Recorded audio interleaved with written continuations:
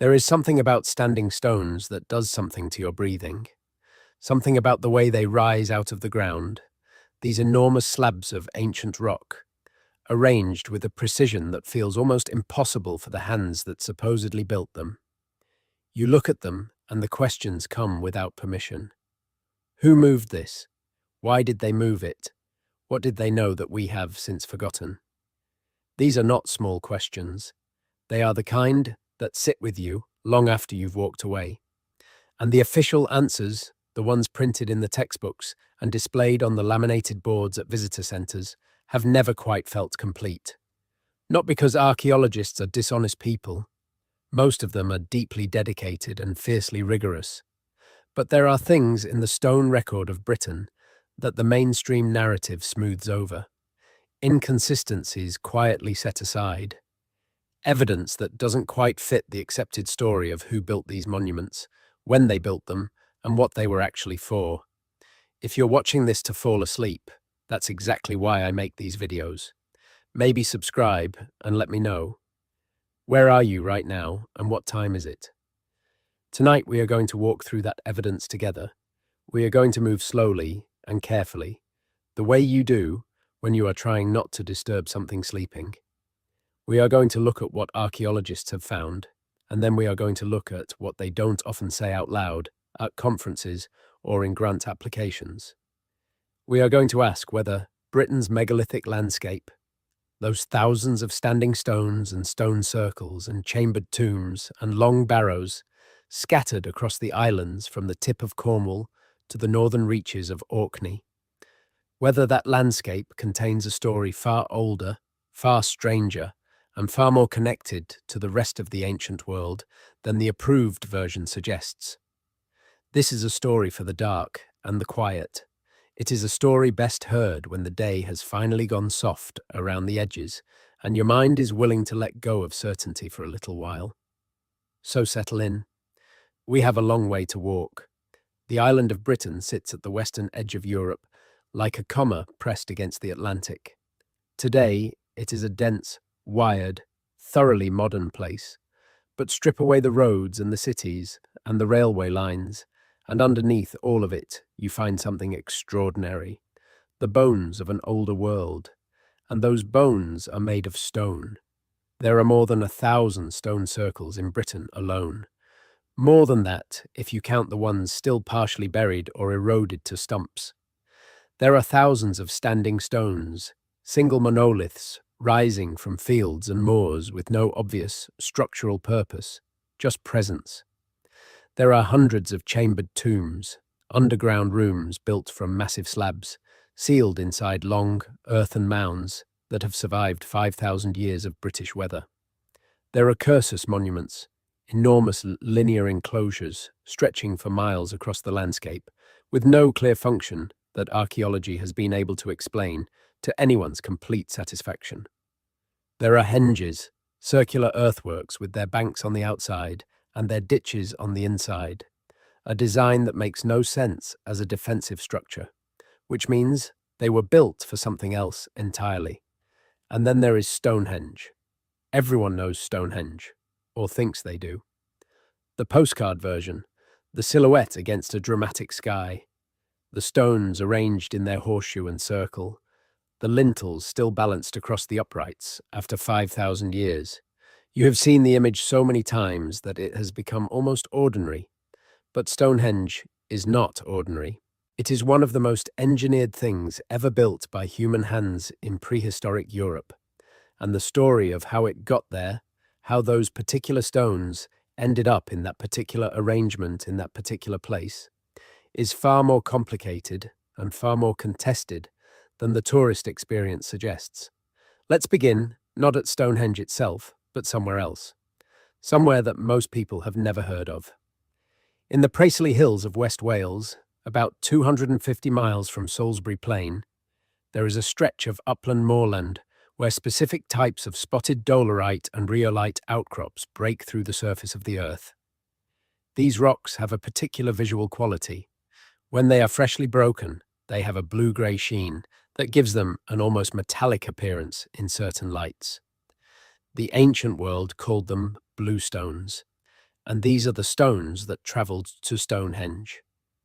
When geologists in the early 20th century first matched the bluestones at Stonehenge to their source in the Preseli Hills, they caused a minor sensation.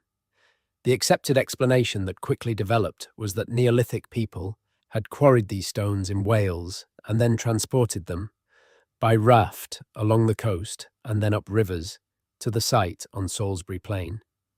It is a remarkable feat of logistics even on its own terms. The smallest bluestones weigh around 2 tons, the largest considerably more. Moving them at all over flat ground would have been a serious undertaking. Moving them across open water, around headlands, up rivers, across country, staggers the imagination. But the real question, the one that gets pushed to the margins of the official narrative, is not how they moved the stones. It is why. Why did the builders of Stonehenge travel 250 miles to fetch specific rocks from a specific place in Wales when perfectly good stone was available much closer? The sarsen stones, those enormous grey silcrete boulders that form the outer ring and the trilithons, came from Marlborough Downs, about 25 miles to the north. That's a serious undertaking too, but at least it is comprehensible in purely logistical terms. The bluestones are different. There had to be a reason, a specific, compelling, culturally urgent reason for going all the way to Wales for those particular rocks. Archaeologists have proposed several explanations. One is that the Preseli Hills were already a sacred site, that some earlier monument stood there, and that dismantling it and moving its stones to Salisbury Plain was an act of ritual unification, a bringing together of distant communities through the physical relocation of sacred material. There is some evidence for this. Excavations at a site called Warne Moorn in Pembrokeshire revealed the remains of what may have been a dismantled stone circle, with stone holes that match the dimensions and spacing of some of the bluestones at Stonehenge. The idea is that Stonehenge was built from the stones of an earlier, dismantled monument in Wales. That is a fascinating and not implausible explanation, but it raises more questions than it answers. Why dismantle a monument and rebuild it 250 miles away rather than simply building something new? What was at Salisbury Plain that made it more significant than the Preseli Hills?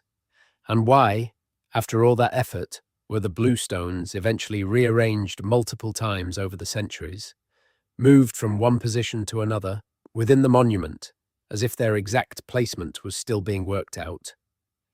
There is something about this picture that mainstream archaeology hasn't fully resolved. The movement of those stones, the intention behind it, the cosmological or political or spiritual logic that drove it, remains genuinely uncertain. And in that uncertainty lives a much larger question about what kind of knowledge the builders of Stonehenge actually possessed. Before we go further, let's establish some basic facts about the timescale we're dealing with, because the numbers are important and they are almost always underappreciated. Stonehenge was not built all at once. It was constructed, modified, expanded, partially dismantled, and reconfigured over a period of roughly 1,500 years. The earliest features at the site, the circular earthwork, the ditch, and a ring of 56 pits, known as the Aubrey Holes, date to around 3000 BCE, or possibly earlier. The sarsen circle and the famous trilithons were erected around 2500 BCE. The bluestones were moved and rearranged multiple times between roughly 2900 and 1500 BCE, 5,000 years. To put that in perspective, that is roughly the same amount of time that separates the builders of Stonehenge from us. The civilization that built those early features at Stonehenge is as distant from the people who completed the sarsen circle as we are distant from the people who completed the sarsen circle. We are not talking about one generation of builders working from a single plan. We are talking about a multi-generational project that outlasted any individual human lifetime many times over. And that means we are probably talking about a tradition, A body of knowledge, a set of intentions and commitments, passed down across dozens of generations, maintained and adapted as circumstances changed, but never abandoned. For 1500 years, whatever Stonehenge was supposed to be, the people who tended it kept coming back to it, kept moving stones, kept digging, kept modifying. There was something about that specific place on Salisbury Plain that held them. What was it? The midsummer sunrise alignment at Stonehenge is well known. Stand in the centre of the monument on the morning of the summer solstice and look northeast through the great trilithon, and the heel stone sits roughly in the line of the rising sun. This alignment is real and it is significant, but it is also considerably less precise than popular accounts tend to suggest. The sun does not rise perfectly over the heel stone.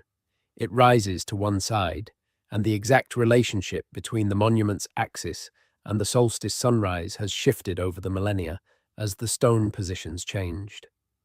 The alignment is approximate, meaningful, but approximate. More precise and more interesting is what Stonehenge does at midwinter. The same axis that roughly aligns with the midsummer sunrise also aligns with the midsummer sunset's opposite, the midwinter sunset. Stand in the monument at dusk on the shortest day of the year, and the sun sets almost exactly through the great trilithon horseshoe, framed by the monument's axis in a way that feels deliberate and designed. Some archaeologists now believe that midwinter, not midsummer, was the primary focus of Stonehenge's ritual calendar. The evidence from Durrington Walls, a large enclosure near Stonehenge where enormous quantities of animal bones from midwinter feasting have been found, supports this idea. People came to Stonehenge in winter, they feasted, they performed rituals, and then perhaps they watched the sun set into the stones. But here is what rarely gets full attention in the mainstream account. Stonehenge is not alone in its landscape.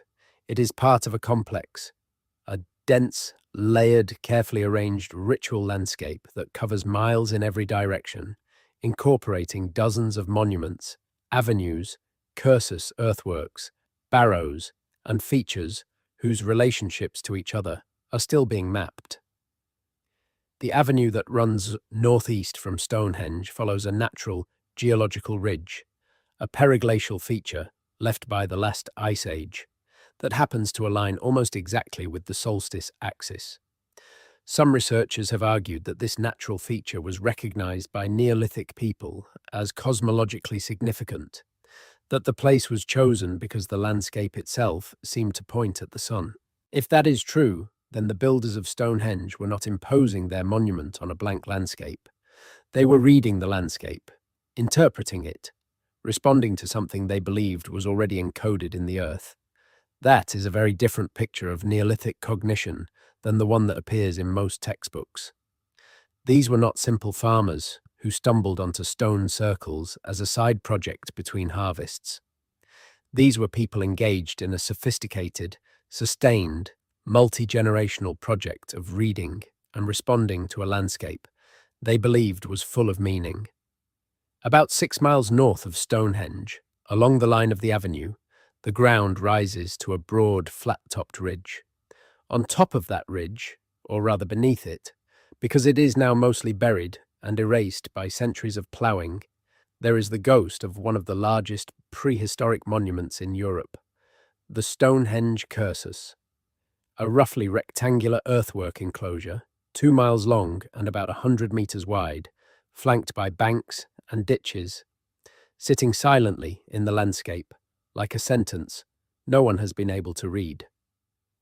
Cursus monuments are some of the most mysterious features of the British Neolithic landscape. There are over 100 of them known in Britain, ranging in size from a few hundred meters to over 10 kilometers in length. They are called cursus because when they were first described by the antiquarian William Stukely in the 18th century, he thought they might have been Roman racetracks. We now know they predate the Romans by thousands of years. But what they actually were remains genuinely unknown. They align with nothing obvious in terms of solar or lunar calendars. They contain no burial evidence. They seem to have been processional routes of some kind, enclosures within which people moved, but whether they were routes for the living, routes for the dead, routes for spirits, or routes for something we have no cultural concept for, is entirely unclear. They exist. They are enormous. They took an extraordinary amount of organized human labor to build, and we do not know what they were for. That is not a failure of archaeology. It is an honest acknowledgement of a genuine mystery. But what gets underemphasized in the public-facing version of this mystery is how much of the megalithic landscape falls into that same category. How many of these monuments genuinely resist explanation? How many of the official interpretations are best guesses, dressed up in academic language to look more certain than they actually are? Let's move north. About 30 miles northeast of Stonehenge, in the county of Wiltshire, sits a village called Avebury. Most international visitors to Britain have heard of Stonehenge. Far fewer have heard of Avebury, which is unfortunate, because by almost any measure, Avebury is the more extraordinary monument. The Avebury Henge is the largest stone circle in the world. Not the most famous, not the best preserved, but the largest. The outer earthwork, a combination of bank and ditch, encloses an area of roughly 11.5 hectares, or about 28 acres. Inside that outer earthwork, there originally stood an outer circle of roughly 98 standing stones. Inside that, two smaller circles, the northern and southern inner circles, each containing their own megalithic features, including massive stones at their centers. The entire complex was connected by two stone avenues, long corridors of paired standing stones running out from the main monument into the surrounding landscape. Today, Avebury Village sits inside the henge. Houses and a pub and a church occupy the spaces between the remaining stones. Many of the original stones were destroyed in the medieval period when the local population, apparently alarmed by the monument's pagan associations, buried and toppled them. One stone fell on a man while it was being toppled, and his skeleton was found beneath it in the 20th century, along with a pair of scissors and some coins that dated him to the 14th century. His name is unknown. He is called the barber surgeon because the scissors suggest his trade. But even in its damaged state, Avebury conveys something that Stonehenge, despite its fame, does not quite manage. It conveys scale. The ditch at Avebury is 9 meters deep and 30 meters wide. Estimates suggest that the entire monument required around 22 million man-hours to construct. That is not a back-of-the-envelope number. That is a figure archaeologists have calculated based on experimental archaeology, on testing how long it takes to move chalk with antler picks and shoulder blade shovels, and then multiplying those figures by the known volume of earth displaced. 22 million man-hours. For a society with no writing, no metal tools, no wheeled transport, no mechanized power of any kind. The organizational capacity implied by that figure is staggering, and it was not a one-time event. Avebury, like Stonehenge, was built in stages over many centuries. The outer earthwork came first, then the outer circle, then the inner circles, then the avenues. Each stage required planning, resource mobilization, the feeding and coordination of a large labor force. Each stage was carried out by a community that had no formal political institutions of the kind we associate with large-scale infrastructure projects. No state, no central authority, no king or chief with the power to conscript labor and direct resources. How did they do it? The honest answer is we don't really know. The popular answer is that the monuments were built communally, that people came voluntarily, motivated by religious belief and social solidarity. That may be true, but it is worth sitting with the fact that building something that required 22 million man-hours of labor without any institutional mechanism for organizing that labor is, to put it mildly, puzzling. It suggests a level of social cohesion a degree of shared purpose and shared cosmological commitment that we have no good model for. These people were doing something that our own complex, institutionally rich society would struggle to replicate. The Kennet Avenue is one of the two stone avenues that once connected Avebury to other monuments in the surrounding landscape. It runs roughly south from the Henge, curving gently with the contours of the land, and originally comprised about 100 pairs of standing stones. Many have been lost, but enough survive, and enough stone holes have been excavated to establish the avenue's course with reasonable confidence. It ends, or rather it ended, at a monument called the Sanctuary on Overton Hill, a circular structure that was originally built in timber and later rebuilt in stone. The sanctuary was demolished in the 18th century. Its stone holes are now marked with concrete posts set into a field. The other avenue, West Kennet Avenue's companion on the other side of the Henge, is mostly lost. It ran northwest from the Henge toward Beckhampton, and its existence was long disputed until excavations in the early 2000s confirmed it, finding stone holes and some surviving buried stonework. It seems to have led toward another now destroyed monument. What were these avenues for? The standard interpretation is that they were processional routes, paths along which ceremonies moved between monuments. They may also have had astronomical alignments, though these are less clearly defined than the alignments at Stonehenge. But there is something else about them that gets less attention. The stones along the Kennet Avenue were carefully selected to alternate between two shapes. Tall, thin, upright stones alternate with lower, broader, diamond-shaped stones. This pattern is consistent enough that it appears intentional. Some researchers have interpreted it as a representation of male and female forms, a symbolic alternation between principles that in many traditional cosmologies represented the basic polarity of existence. That interpretation may be correct, or it may be a modern projection, but the pattern itself is real, and it is not something that happened by accident in a tradition where the quarrying and selection and erection of each individual stone required enormous collective effort. Those stones were chosen deliberately, placed deliberately, alternated deliberately, which means the alternation meant something. What it meant, we genuinely do not know. About 20 miles northeast of Avebury, on a ridge overlooking the Vale of Pewsey, stands one of the oldest prehistoric monuments in Britain, Silbury Hill. It is a chalk mound. It is the largest prehistoric mound in Europe. It stands 39 meters high and has a base circumference of 524 meters. It was built in stages, beginning around 2500 BCE, and the construction process involved moving an estimated 4.5 million cubic feet of chalk. Its builders appear to have had sophisticated knowledge of construction techniques. The core of the mound was built using a structure of radial chalk walls to prevent slumping, a technique not unlike modern engineered embankments. And here is the thing about Silbury Hill that archaeology has never resolved. It contains nothing. Multiple excavations over 3 centuries, including a major investigation in the 1960s that involved digging a tunnel to the center of the mound, have found no burial, no chamber, no artifact, no human remains of any kind.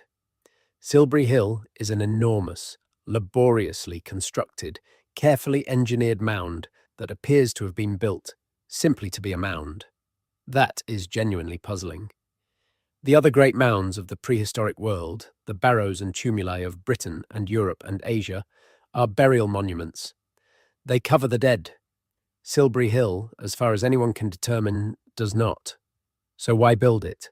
What was the point of constructing the largest prehistoric mound in Europe, if not to cover something? Various theories have been proposed: that it was a harvest monument connected to a goddess of the earth, that it was a gathering place, a platform for ritual performance, that it marked a sacred spring at its base, because there is indeed a spring at the foot of Silbury Hill, and the spring may have been the original focus of veneration, with the mound built to frame and honour it. That It is a landscape marker, visible over long distances, a waypoint in the ritual geography of the region. None of these explanations is quite satisfying in the way that it's a tomb would be satisfying. Silbury Hill remains one of the genuine mysteries of the British prehistoric landscape, and the mainstream answer to questions about it tends to be a careful articulation of what we know it is not, followed by some tentative suggestions about what it might be, followed by an honest admission that we don't really know. Which is fine. That is honest. But what that admission points to is a pattern in British megalithic archaeology, a recurring pattern of monuments whose function is genuinely unknown, whose scale and sophistication far exceed what most people imagine a Neolithic farming community to be capable of, and whose landscape relationships suggest a level of planning and cosmological thinking that our current models of prehistoric society have difficulty accounting for. Now let's move to a place that even many British people have never visited, even though what happened there, or rather what was built there, may be the most extraordinary achievement of prehistoric Britain. We need to go to Orkney. The Orkney Islands sit off the northern tip of Scotland, a scatter of islands exposed to the full force of the North Atlantic. They are wild and treeless and windswept, and in winter they are dark for most of the day. They are also home to one of the densest concentrations of Neolithic monuments in the world. In 1999, a large part of Orkney's prehistoric landscape was designated a UNESCO World Heritage Site. The site includes the standing stones of Stennis, the Ring of Brodgar, the chambered tomb of Maeshowe, and the Neolithic village of Skara Brae. Together, they represent a civilization whose sophistication, at the time they were built, was extraordinary. Skara Brae is the place to start because it challenges almost everything you think you know about Neolithic life. It was buried under sand dunes on the Bay of Skell for 5,000 years. A great storm in 1850 stripped away the sand and revealed a cluster of stone buildings that were remarkably, almost uncannily well preserved. The buildings are connected by covered passageways. Each house has a central hearth and stone furniture, beds and shelving, and a dresser-like cabinet directly opposite the entrance. The stone dresser in the main house faces the doorway in a position of visual prominence. Some researchers have suggested it may have been used to display sacred objects. Some have suggested it was used to display everyday objects. But the fact that it occupies the most prominent visual position in each house, the first thing you see when you enter, suggests it was significant. The people of Skara Brae had water management. Each house had a small box set into the floor, lined with clay to make it watertight. The function of these boxes is debated. They may have been used to store live shellfish, or to soak materials, or for ritual purposes.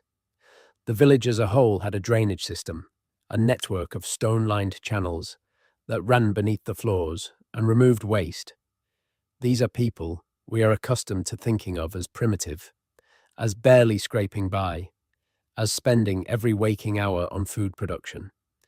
But Skara Brae shows people with time for craftsmanship, for planning, for infrastructure. The carved stone balls found at sites across Orkney and Scotland, precisely spherical objects carved from a variety of stone types, some with complex geometric patterns incised on their surfaces, point to the same thing. These are not objects made by people without leisure, without aesthetic sensibility, without a complex inner life. They are objects made by people who had time to carve something beautiful and precise because they wanted to. Because beauty and precision mattered to them. The standing stones of Stennis are among the oldest stone circles in Britain. They were erected around 3200 BCE, which makes them older than the earliest phases of Stonehenge and older than the pyramids of Egypt. Only 4 of the original stones still stand, but they are spectacular. The tallest is 6 meters high, a slender blade of stone rising from the flat ground near the confluence of two sea locks. In its original state, the circle had 12 stones surrounding a central hearth where animal bones and pottery have been found, suggesting feasting or offerings. The monument was enclosed within a ditch. A mile away, connected to Stennis by the narrow strip of land between the two locks, is the Ring of Brodgar. This is one of the largest stone circles in Britain, a perfect circle of 60 original stones set within a wide rock-cut ditch. Today, 27 stones remain standing, including some that are 3 meters tall. The circle is precisely circular, a mathematical precision that is not accidental. Constructing a circle of that size to that degree of precision, without surveying equipment, without the mathematical notation we take for granted, requires both knowledge and method. The people who laid out Brodgar knew what they were doing. They had a system. And then there is Maeshowe. Maeshowe is a chambered tomb, a stone-built burial chamber covered by a large earthen mound. From the outside, it looks like a smooth green hillock, unremarkable in a landscape full of similar mounds. But you approach it along a long, low entrance passage, and you stoop your way inside, and then you are in a corbelled stone chamber, carefully and precisely built, with 4 smaller chambers opening off it on 3 walls, and you are standing in one of the finest examples of Neolithic architecture in the world. The masonry of Maeshowe is extraordinary. The stones are fitted together without mortar, each block carefully shaped and placed, the walls rising and angling inward to form the corbelled roof in a way that requires an understanding of how weight distributes through a structure. The entrance passage is aligned so that at the midwinter solstice, the setting sun shines directly along its length and illuminates the back wall of the chamber. This alignment is precise. It is not approximate. The passage is oriented to within a fraction of a degree of the midwinter sunset azimuth. The people who built Maeshowe knew exactly where the sun set on the shortest day of the year, and they built their monument to capture that moment. Why? What happened when the light filled the chamber? We don't know. But something happened.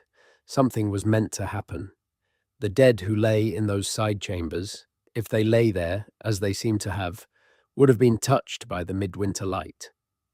The stone tomb would have been transformed for a few minutes on the darkest day of the year into a vessel of light. That is not an accident. That is a statement about death and rebirth and the turning of the year and the relationship between the living and the dead that is sophisticated and deliberate and cosmologically complex.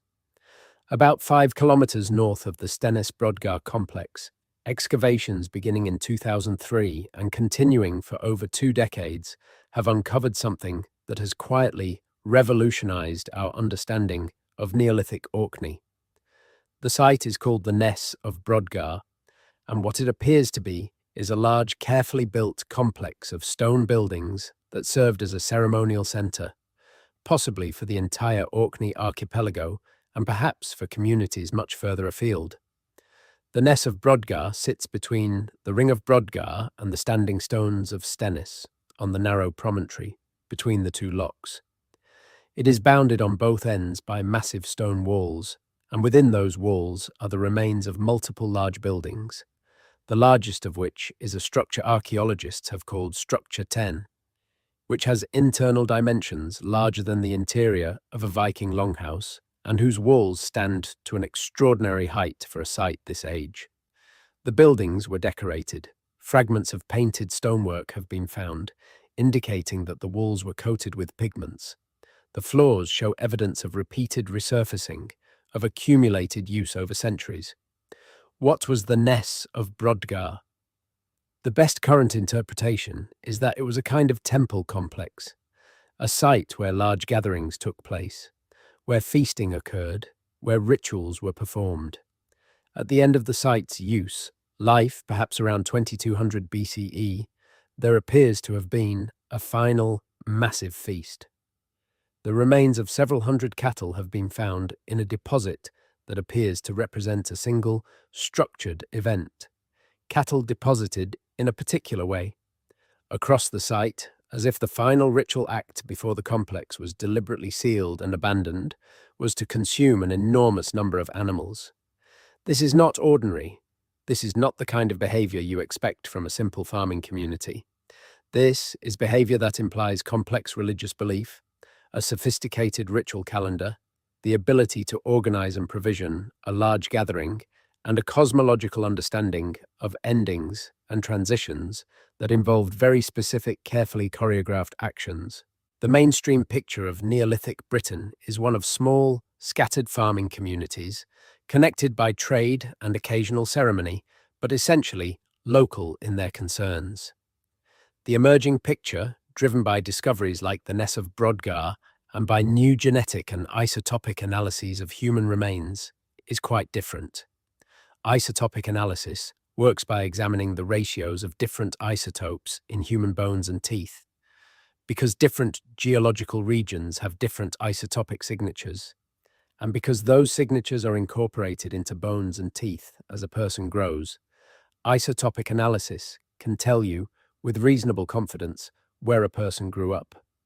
And the isotopic signatures of people buried at megalithic monuments across Britain frequently indicate that they came from far away. Far enough away to have crossed significant distances. Far enough away that these were not local people who wandered a few miles to a local monument, but people who travelled substantial distances, perhaps from different regions of Britain or even from the European continent. The monument builders were connected. Their world was larger than we thought, and the monuments themselves may have been nodes in a network, places where dispersed communities came together, places of meeting and exchange and shared ceremony, places that were known across a wide area and that drew people to them because of what they represented and what happened there. This picture of connectivity is supported by another line of evidence. The distribution of certain types of stone axes across Britain shows that axes made from specific rock types, types that can be geologically fingerprinted to specific quarry sites, turn up hundreds of miles from where they were made. Axes from Great Langdale in the Lake District appear in the Thames Valley. Axes from Preseli in Wales appear in Yorkshire. Axes from certain Scottish sources appear in southern England. These axes were not being moved because they were especially useful. They were being moved because they were special. Sacred, perhaps. Prestigious. Objects whose value lay in where they came from as much as in what they could do. The Neolithic world of Britain was not a world of isolated communities.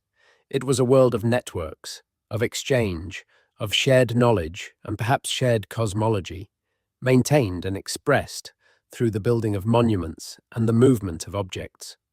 It was a world more like a civilization, in the complex and connected sense of that word, than the standard picture suggests. Let's talk about the Aubrey holes. These are 56 pits arranged in a circle just inside the bank of Stonehenge's earthwork. They were first identified by the antiquarian John Aubrey in the 17th century, and they have been a puzzle ever since. They originally contained some cremated human remains, but they also contained something unusual, traces of bluestones, which is significant because when the Aubrey holes were first dug around 3000 BCE, the bluestones were not supposed to have arrived at Stonehenge yet. The conventional narrative has the bluestones arriving later, around 2600 to 2400 BCE. If the Aubrey holes already contained bluestone material at an earlier date, it would push back the entire history of the monument's stone phases. Mike Parker Pearson, one of the leading Stonehenge archaeologists, has proposed that the bluestones actually arrived at Stonehenge much earlier than previously thought, possibly before the Sarsen stones, and that the Aubrey holes may have been their first resting place, a temporary arrangement before their eventual permanent positions. If that is correct, the history of Stonehenge is even more complex than the already complex standard account. The stones were not just placed and left. They were moved, repositioned, reconsidered, reconfigured over an enormous span of time. Stonehenge was a work in perpetual progress for 1500 years, a monument being continuously reimagined by successive generations. That is strange. It is not how we usually think about monuments. We think of a monument as something built and then finished. The pyramids were built and then they were done. The Parthenon was built and then it was done. But Stonehenge kept being reworked. Something about it was never settled. The people who came back to it, generation after generation, were not maintaining it. They were changing it, responding to something, answering something. What? There is a theory that does not appear in mainstream archaeology papers, but that has been circulating in the fringes of prehistoric studies for decades. It suggests that certain stone circles in Britain were built at sites where the ground itself was already considered sacred, where springs emerged, or where geological features created acoustic effects, or where electromagnetic anomalies occurred, and that the stones were placed there to mark and amplify effects that were already present in the landscape. This theory is easy to dismiss.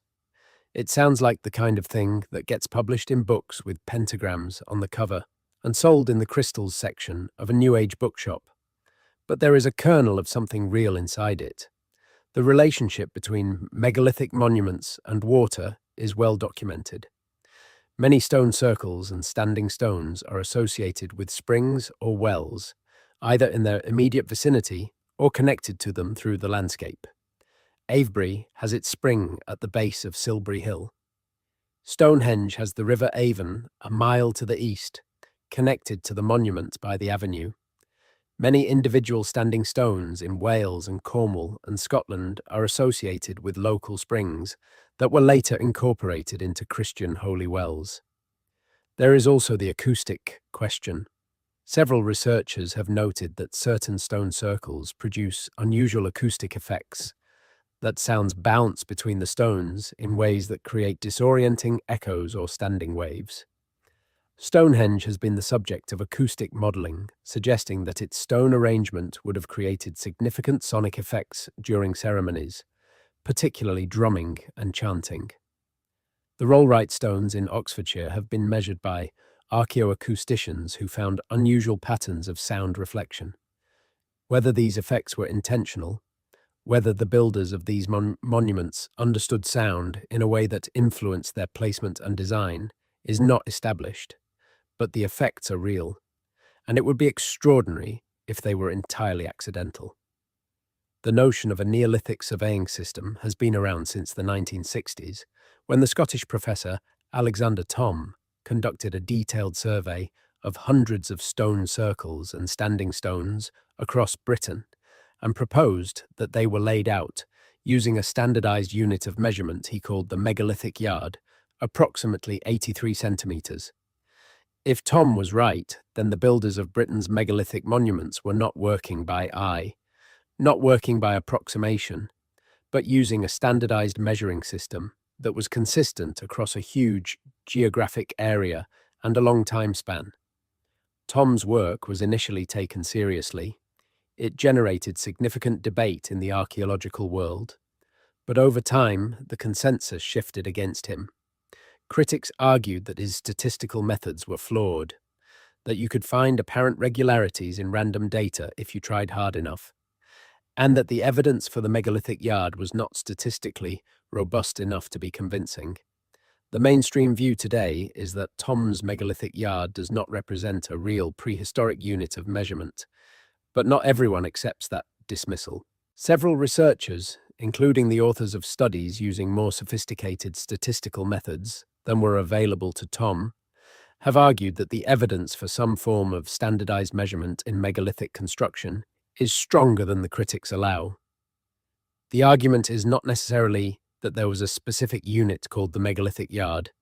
It is that the degree of geometric precision in certain monuments, the perfect circles, the precise orientations, the consistent proportional relationships between dimensions, implies some form of systematic measurement methodology. You cannot build a perfect circle of 100 meters in diameter without some systematic approach to measurement. You cannot orient a passage tomb to within a fraction of a degree of a solstice event without systematic observation and calculation. Whatever methods the builders used, they worked. The results are too consistent to be accidental, and if there was a systematic approach to measurement and geometry in Neolithic Britain, that system had to be taught, had to be transmitted, had to be maintained across generations and across geographic distance. Which means there were people who specialized in this knowledge, people whose role was to carry this technical and possibly sacred knowledge and apply it to the construction of monuments. People who were, in effect, architects and astronomers and priests all at once. The night sky over Neolithic Britain was very different from the night sky over modern Britain. There were no streetlights, no light pollution. The Milky Way was visible as a dense, luminous band on clear nights, and clear nights in the Neolithic would have been clearer than most modern observers can imagine. The stars were part of life in a way that they are not for most people today. They told you the time of year, they told you the time of night, they told you when to plant and when to harvest. They guided navigation. In a world without writing, the sky was a calendar and a clock and a map. This context matters for understanding megalithic monuments because many of them appear to have astronomical functions, and those functions go beyond the simple midsummer-midwinter alignments that are most commonly discussed. Callanish, on the Isle of Lewis in the Outer Hebrides, is a stone circle in the form of a Celtic cross, with long stone avenues extending in 4 cardinal-ish directions. The main avenue runs north-south, and the circle itself sits at the crossing point. At Callanish, there is a phenomenon called the major lunar standstill. Every 18.5 years, the moon reaches an extreme southern declination in its cycle and rises and sets from an extreme position on the horizon. At Callanish, at this point in the lunar cycle, the moon appears to skim along the ridge of a distant hill, known as Sleeping Beauty, and then rises up through the central avenue of the monument and appears to set into the circle itself. This phenomenon, when it occurs, is extraordinary to witness. Witnesses who have seen it describe the moon appearing to enter the monument, to come down into it, to land inside the stone circle. The effect is a consequence of the specific geography of the site, the specific horizon profile, and the orientation of the monument. It cannot be accidental. Callanish was built where it was, oriented as it is, to capture this specific astronomical event. The builders knew the lunar cycle. They tracked it over years, over decades, over perhaps their entire lifetimes.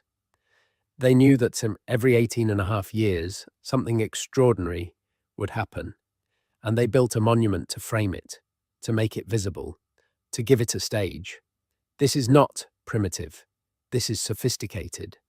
This is the product of systematic observation, of record keeping across generations, of the transmission of astronomical knowledge from teacher to student over many lifetimes. It implies a tradition of learning, a school in some sense, not a school in buildings with teachers and students sitting in rows, but something that served the same function, the transmission of complex knowledge across time. We should talk about the Long Barrows, because they are in some ways the strangest monuments of all and the least discussed. Britain has hundreds of long barrows, earthen mounds, typically much longer than they are wide, built over stone-lined chambers that contain the bones of the dead. The chambers at the centre or end of these mounds were built first, and then the mound was raised over them. But the strange thing about the Long Barrows is what happened inside them. And what happened inside them appears to have happened and over a very long time. The chambers of Long Barrows, like Wayland's Smithy in Oxfordshire, or West Kennet near Avebury, or Hetty Pegler's Tump in the Cotswolds, were not sealed. They were left accessible. The entrance passages were cleared and re-entered over periods of many centuries.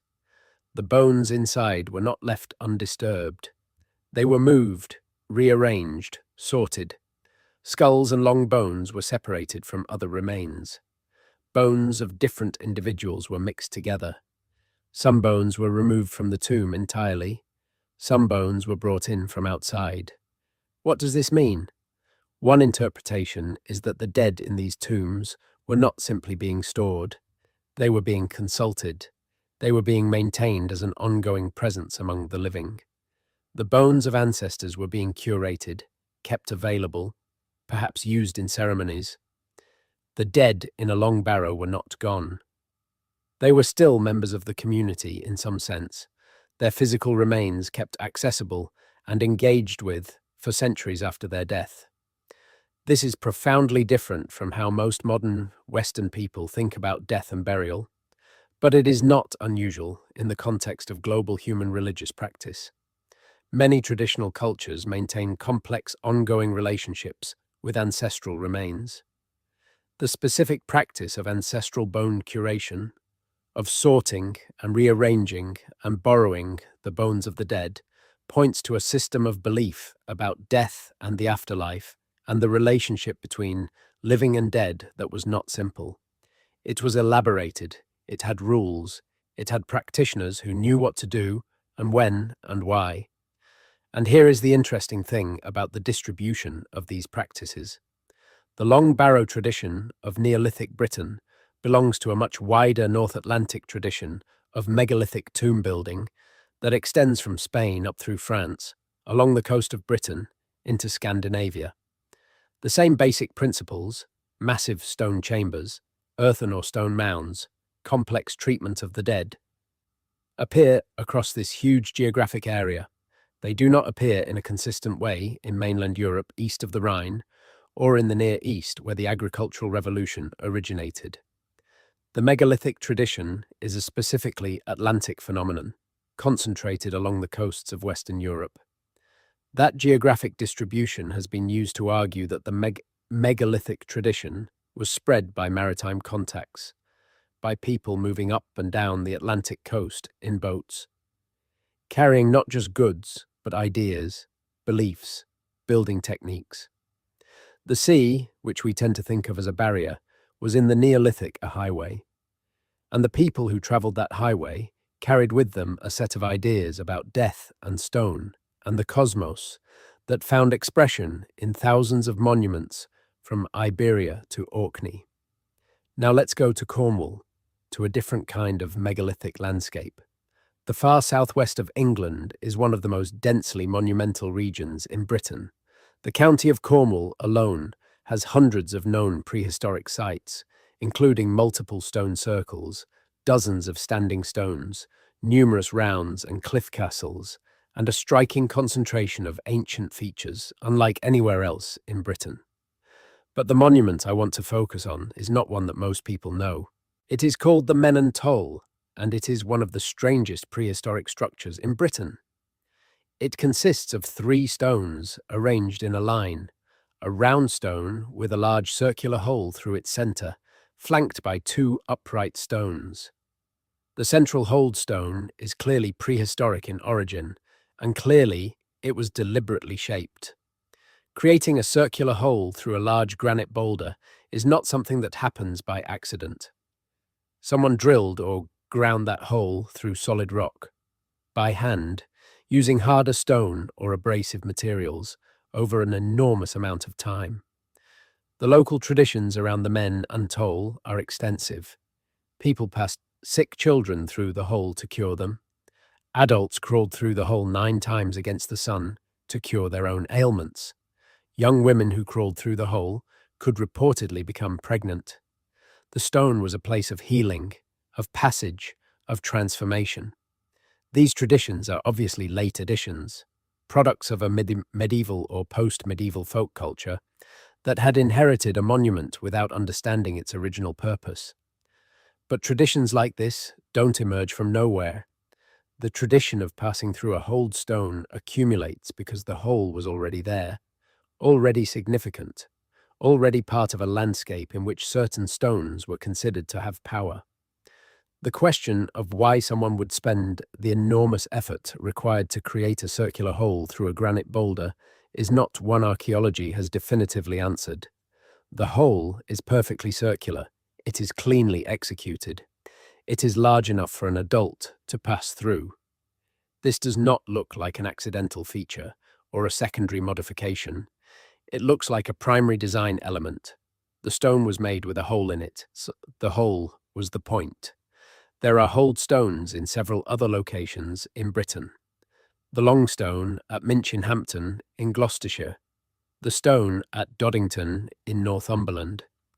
These are isolated cases, not a pattern strong enough to support a general theory, but they hint at a specific idea embedded in some strand of Neolithic belief, an idea about passage, about threshold, about moving between states through a literal physical aperture, which is, if you think about it, the same idea expressed in a different form by the doorways of passage graves, the narrow entrances of chambered tombs, the constricted passages that force the living to enter the realm of the dead in a posture of submission or transformation. Let's come back to the question of knowledge. What did the builders of Britain's megalithic monuments know that we don't? One answer that has gained traction in recent decades involves a reappraisal of Neolithic mathematical and geometric capability. The evidence from surveys of stone circles, the evidence from the precise astronomical orientations at sites like Meishau and Callanish, the evidence from the consistent proportional relationships found within and between monuments, all of it points to a knowledge of geometry that is more sophisticated than our standard model of Neolithic cognition allows. In 2003, two researchers published an analysis arguing that the main elements of the Stonehenge complex could be laid out using simple geometric constructions that any competent prehistoric surveyor with a length of rope and a set of stakes could execute. The argument was not that the Stonehenge builders had access to mathematical notation or abstract geometric theory. It was that they had access to practical geometric procedures, embodied knowledge transmitted through practice rather than through writing, that allowed them to execute complex designs on the ground. This is an important distinction. We tend to assume that mathematical knowledge requires notation, that you cannot know something mathematically without being able to write it down. But this is not true. Traditional navigators in the Pacific found their way across thousands of miles of open ocean without written charts, using an embodied, practical knowledge of ocean swells and star positions and wind patterns that was transmitted orally and experientially.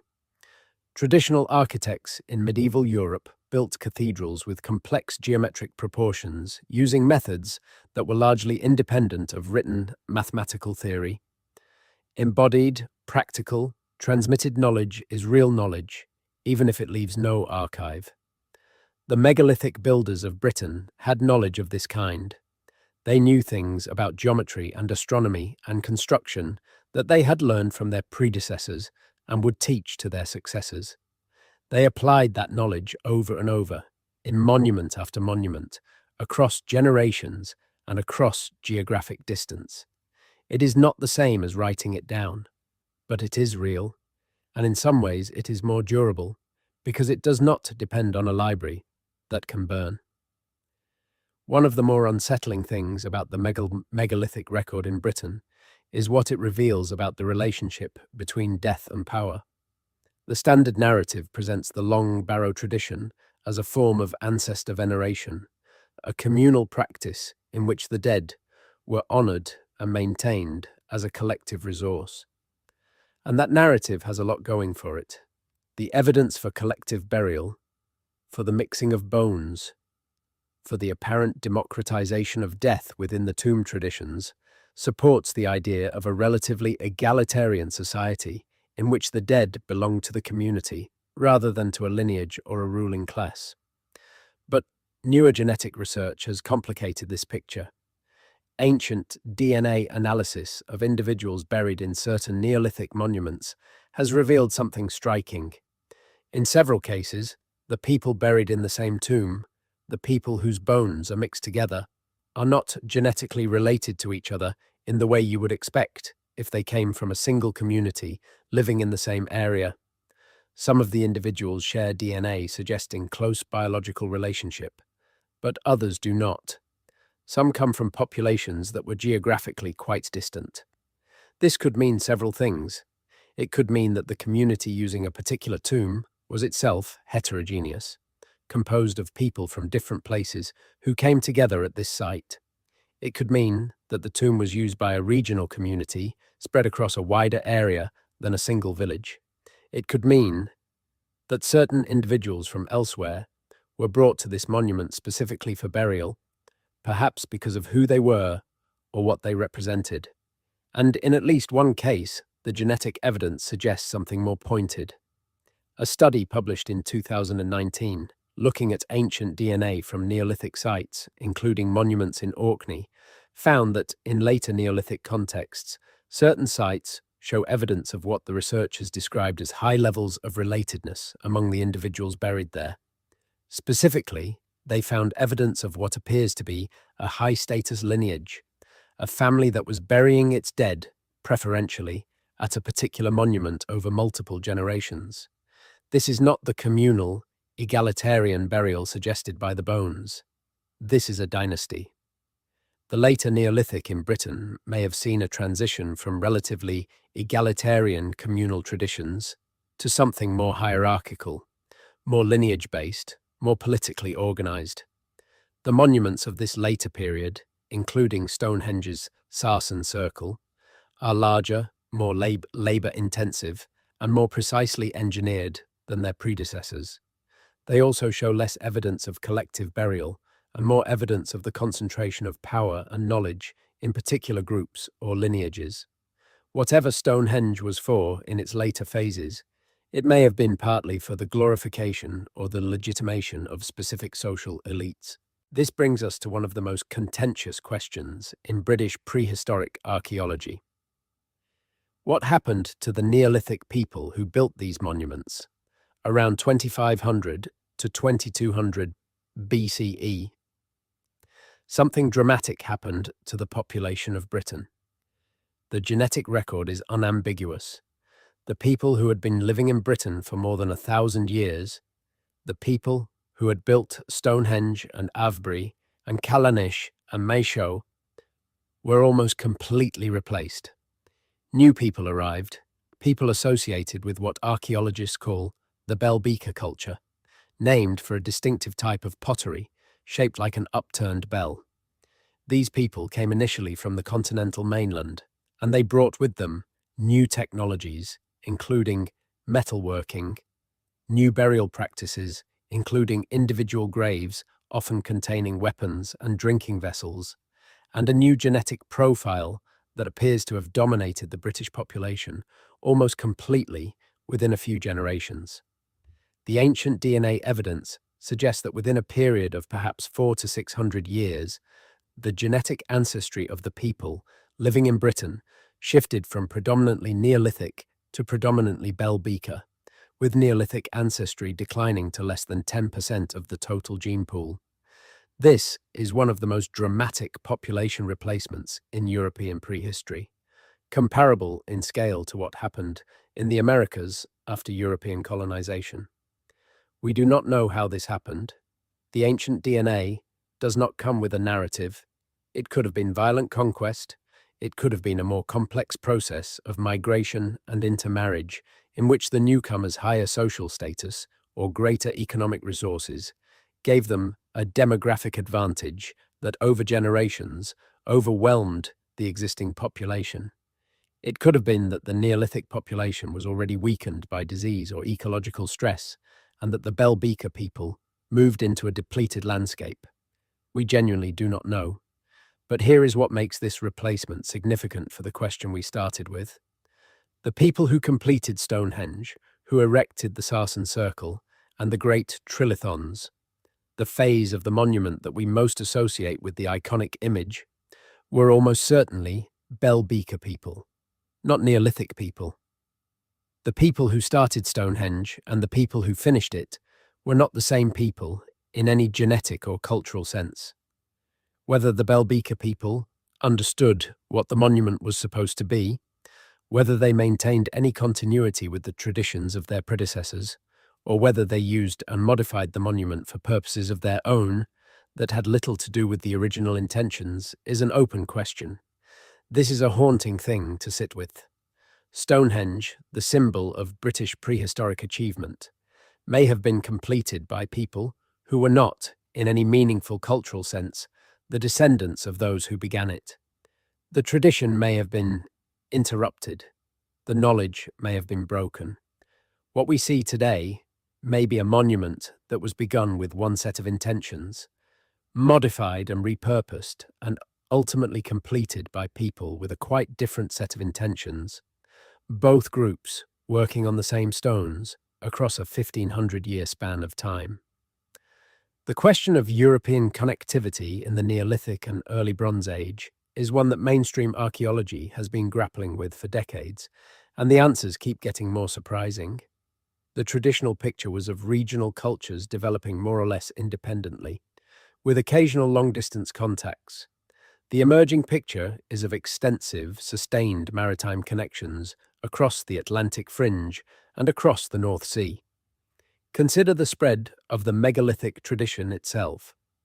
The earliest megalithic monuments in Western Europe date to around 5000 BCE, in areas like Brittany, in northwest France, and the Iberian Peninsula. These monuments predate the pyramids of Egypt by 1500 years. They spread northward and westward, reaching Britain sometime before 4000 BCE and Scandinavia by around 3500 BCE. The spread follows the Atlantic coast, it follows the sea routes. But the spread is not just of a building technique, it is of a complex of ideas and practices. Communal burial in stone chambers, the curation of ancestral bones, specific orientations toward astronomical events, specific choices of rock types, specific forms of ritual deposition. These things spread together as a package because they were transmitted together by people who traveled and taught and shared a tradition. The builders of my show and the builders of the passages, tombs of Brittany and the builders of the tombs of Portugal were not the same people, but they were connected. They were part of something larger than any regional tradition. What was that larger thing? Was it a religion, a political alliance, a trading network, a learned tradition transmitted through a priestly class? All of the above? None of the above? The honest answer is that we don't know. But the scale of the connections, the consistency of the tradition across such a large geographic area and such a long time span, implies something more organized than casual contact. It implies institutions of some kind, even if those institutions left no written record, no formal documentation, nothing we can point to and say here, this is the organization that maintained the tradition. There is something else that the standard account of British megaliths doesn't often say explicitly, but that the evidence keeps pointing toward. The monuments of Neolithic Britain suggest a society in which certain kinds of knowledge, astronomical knowledge, geometric knowledge, ritual knowledge, knowledge of the dead, were held by specialists. Not written down, not institutionalized in the bureaucratic sense, but held, embodied, practiced, transmitted through a system of apprenticeship or initiation or hereditary transmission that maintained the tradition across generations. These specialists had social power, the ability to build a monument that aligned with a solstice or a lunar standstill, the ability to coordinate the movement of enormous stones, the ability to manage the ritual treatment of the dead, the ability to know what the sky would do. 18.5 years from now, these were not ordinary skills. They were rare. They took years to develop. The people who had them had something that other people needed, and that need translated into social influence. We see something similar in many traditional societies. The shaman, the navigator, the calendar keeper, the midwife, the healer. These roles represent specialized knowledge that gives their holders unusual social significance. In Neolithic Britain, the role of monument builder, of astronomical observer, of ritual specialist was probably similarly significant. These were the people who knew where the sun would rise on the longest day and how to build a monument that would frame that rising. These were the people who knew when the moon would skim the southern horizon and how to orient a stone avenue to witness it. These were the people who knew what to do with bones, We don't have their names, we don't have their words, we don't have their stories, but their work survives, in stone, in the landscape, in the alignments of monuments, and the arrangements of chambers, and the choice of specific rock types from specific places. Their knowledge is encoded in the stones themselves, and we are still learning to read it. The stones of Britain are not silent. They are full of information. The problem is that we are still developing the tools to decode that information, and that the tools we are most comfortable with, documentary evidence, written records, decipherable inscriptions, are entirely absent. Everything we know about the people who built these monuments, we have had to extract from the monuments themselves, from the bones they left in them, from the soil that surrounds them, from the pollen and charcoal and organic residues that survive in their deposits. And what we have extracted is impressive. The picture of Neolithic Britain that emerges from careful archaeological work is of a society that was, by any reasonable definition, sophisticated. Not sophisticated in the way that modern technological societies are sophisticated, but sophisticated in a different way, in the way that involves a deep and systematic knowledge of the natural world, of astronomical cycles, of the properties of different materials, of the social and ritual dimensions of human life that are necessary for maintaining a community across time. The question of what the stones were for is not fully answered. It may never be fully answered. But the question of whether the people who built them were capable and intelligent and engaged in complex social and intellectual projects is answered. They were. The stones prove it. What is less often acknowledged in the mainstream account is how much of the official narrative is a confection, how much of what appears in popular books and visitor center displays as settled fact is actually inference, hypothesis, or educated guess. The people who built Stonehenge were farmers, we are told. This is probably true in the sense that the economy that supported the monument building tradition was based on agriculture. But farming was not what the monument builders primarily were. They were builders. They were specialists. They were people whose identity, whose role in society, whose claim on resources and social respect was built around the construction and maintenance of monuments and the performance of the rituals associated with them. To call them farmers who happened to build Stonehenge in their spare time is to fundamentally misrepresent what they were. The monument building tradition lasted 1,500 years in Britain. For 1,500 years, generation after generation, communities across Britain invested an extraordinary proportion of their collective resources in building monuments that served no obvious utilitarian function. They did not grow food. They did not provide shelter. They did not store water or process ore. What they did was provide something else, something that the people of Neolithic Britain apparently considered at least as important as food and shelter: a relationship with the cosmos, a place where the living could meet the dead, a point where human time intersected with astronomical time, an anchor for identity and community and belief. You can call that religion, you can call it cosmology, you can call it science, if science is understood as a systematic attempt to understand and respond to the order of the universe. What you cannot call it is primitive. Now we come to the part of this story that goes further, that ventures into territory that mainstream archaeology views with appropriate skepticism, but that serious researchers keep returning to. The question of whether the megalithic tradition of Britain and of the broader Atlantic world encodes knowledge that goes beyond what our current models of Neolithic cognition allow. Not supernatural knowledge, not alien knowledge, but human knowledge of a depth and sophistication that we have systematically underestimated. The argument runs something like this. The megalithic monuments of Britain were built by a society that had no writing. They were built over a period of roughly 2,000 years.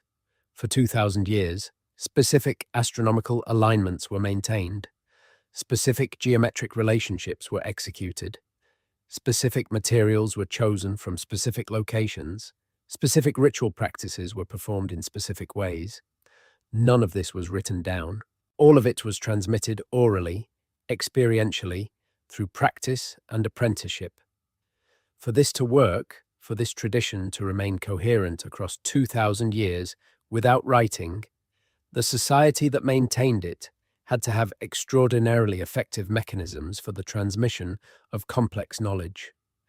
We know that traditional societies can maintain complex knowledge systems without writing.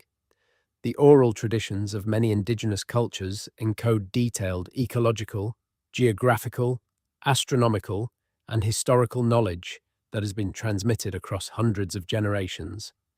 Australian Aboriginal oral traditions have been shown to encode accurate information about geological events that occurred 10,000 years ago. Pacific Island navigation traditions encode knowledge of ocean current systems and star paths that allow precise navigation across thousands of miles of open ocean. Oral transmission is not inherently inferior to written transmission.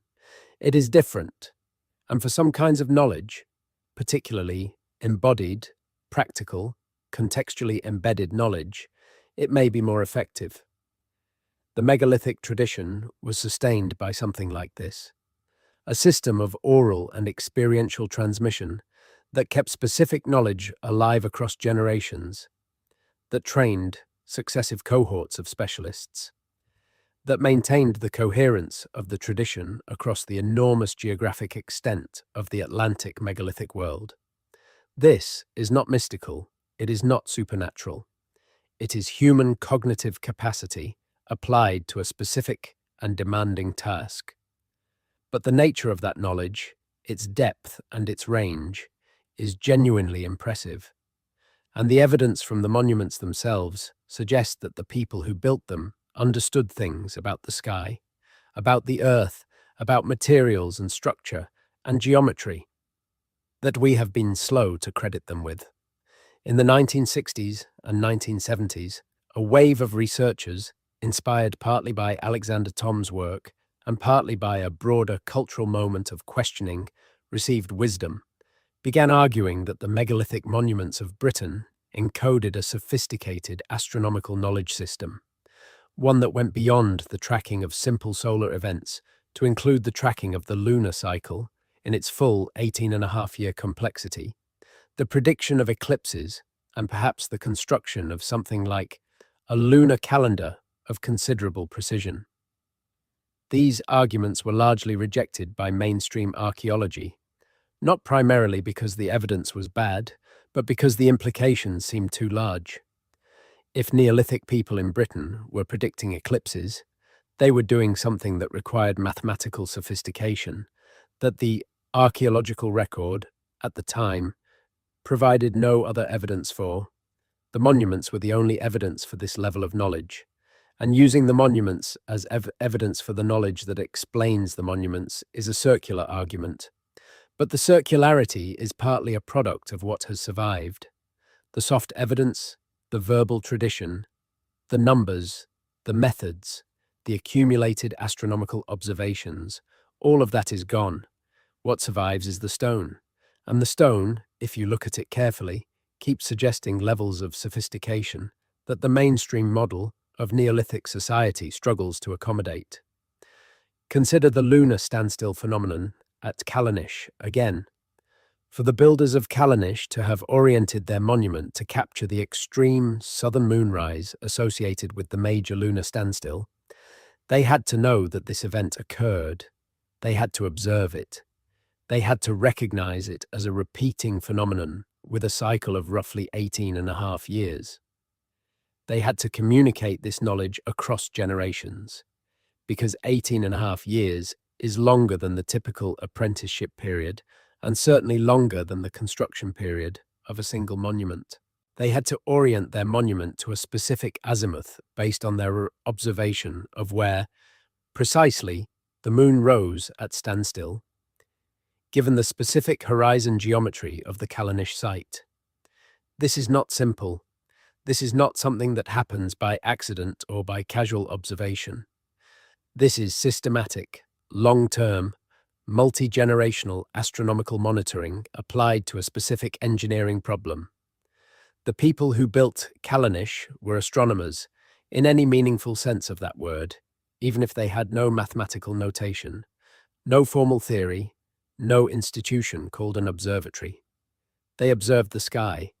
They recorded what they observed, in memory, in oral tradition, in the orientation of their monuments.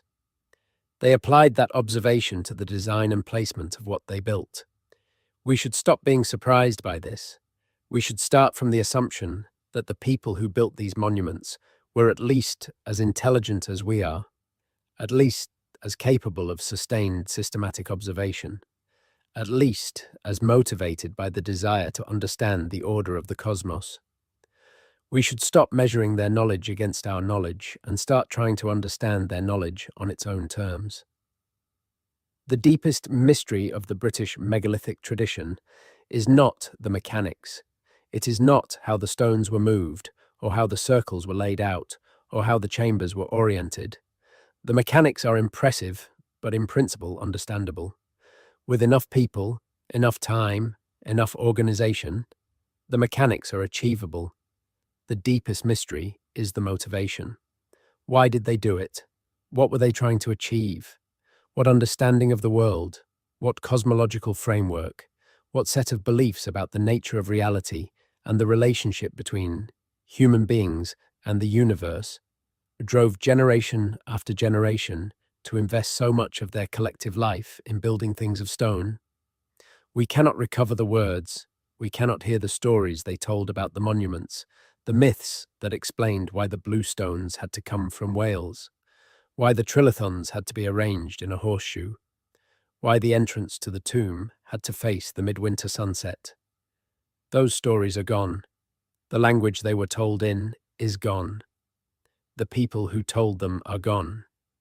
What remains is the stone. The stone is not gone.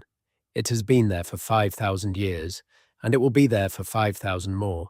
And it holds, in its arrangement and its orientation and its proportions, the traces of a knowledge and a belief system that we are still only beginning to understand.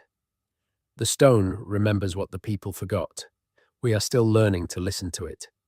There is something humbling about standing in front of a stone that has been in place for 5,000 years, something that puts into perspective the certainty we usually carry with us about how the world works and what people are capable of and what history means. The stone was there before writing, before cities, before the civilizations that most of our histories are about.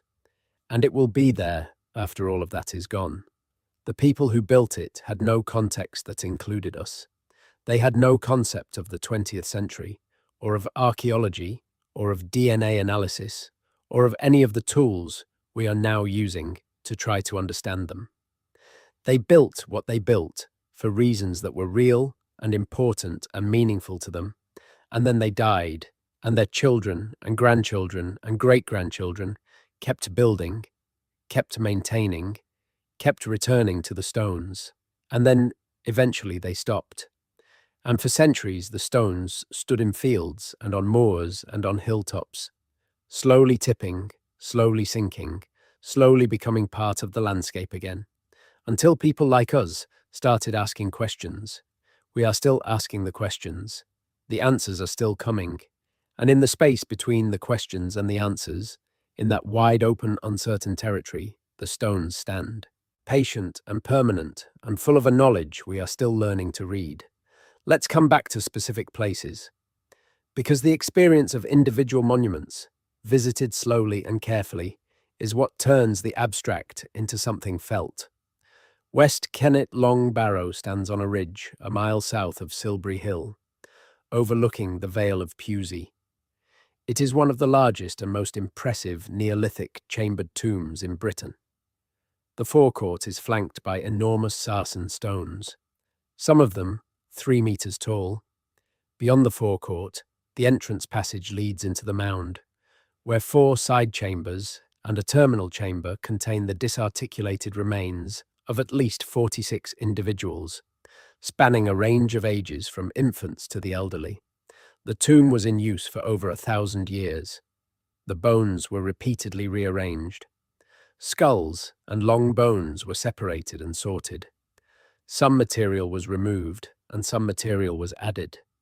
The monument was visited repeatedly, engaged with repeatedly, treated as an active site rather than a sealed repository. And then, around 2500 BCE, the entrance was sealed with enormous sarsen stones and packed with a deposit of animal bones, pottery, and other material that appears to represent a deliberate closing of the monument. The final users of West Kennet made a decision to seal it. Whatever had been happening inside it, whatever relationship the living had maintained with the dead in those chambers over 1,000 years, they decided at some point that it was over. They sealed it, and it remained sealed until archaeologists reopened it in the 20th century. That moment of sealing is poignant. Someone made a decision that the relationship was complete, that the bones had served their purpose, that the living had done what they needed to do with the dead. The sealed entrance is the last act in a 1,000-year engagement between a community and its ancestors, and it is as intentional and deliberate as every other act that preceded it. What happened between the opening and the closing of West Kennet? We have the bones, we have the pottery, we have the animal remains in the forecourt. We do not have the ceremonies, we do not have the songs, the prayers, the ritual actions, the stories told in the firelight outside the entrance on the nights when people gathered here. Those things are gone.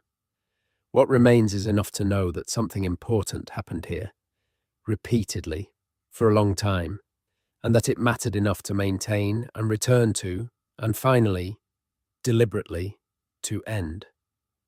The lost monuments are in some ways more interesting than the ones we can see. Britain's prehistoric landscape was once far richer in megalithic monuments than it is today.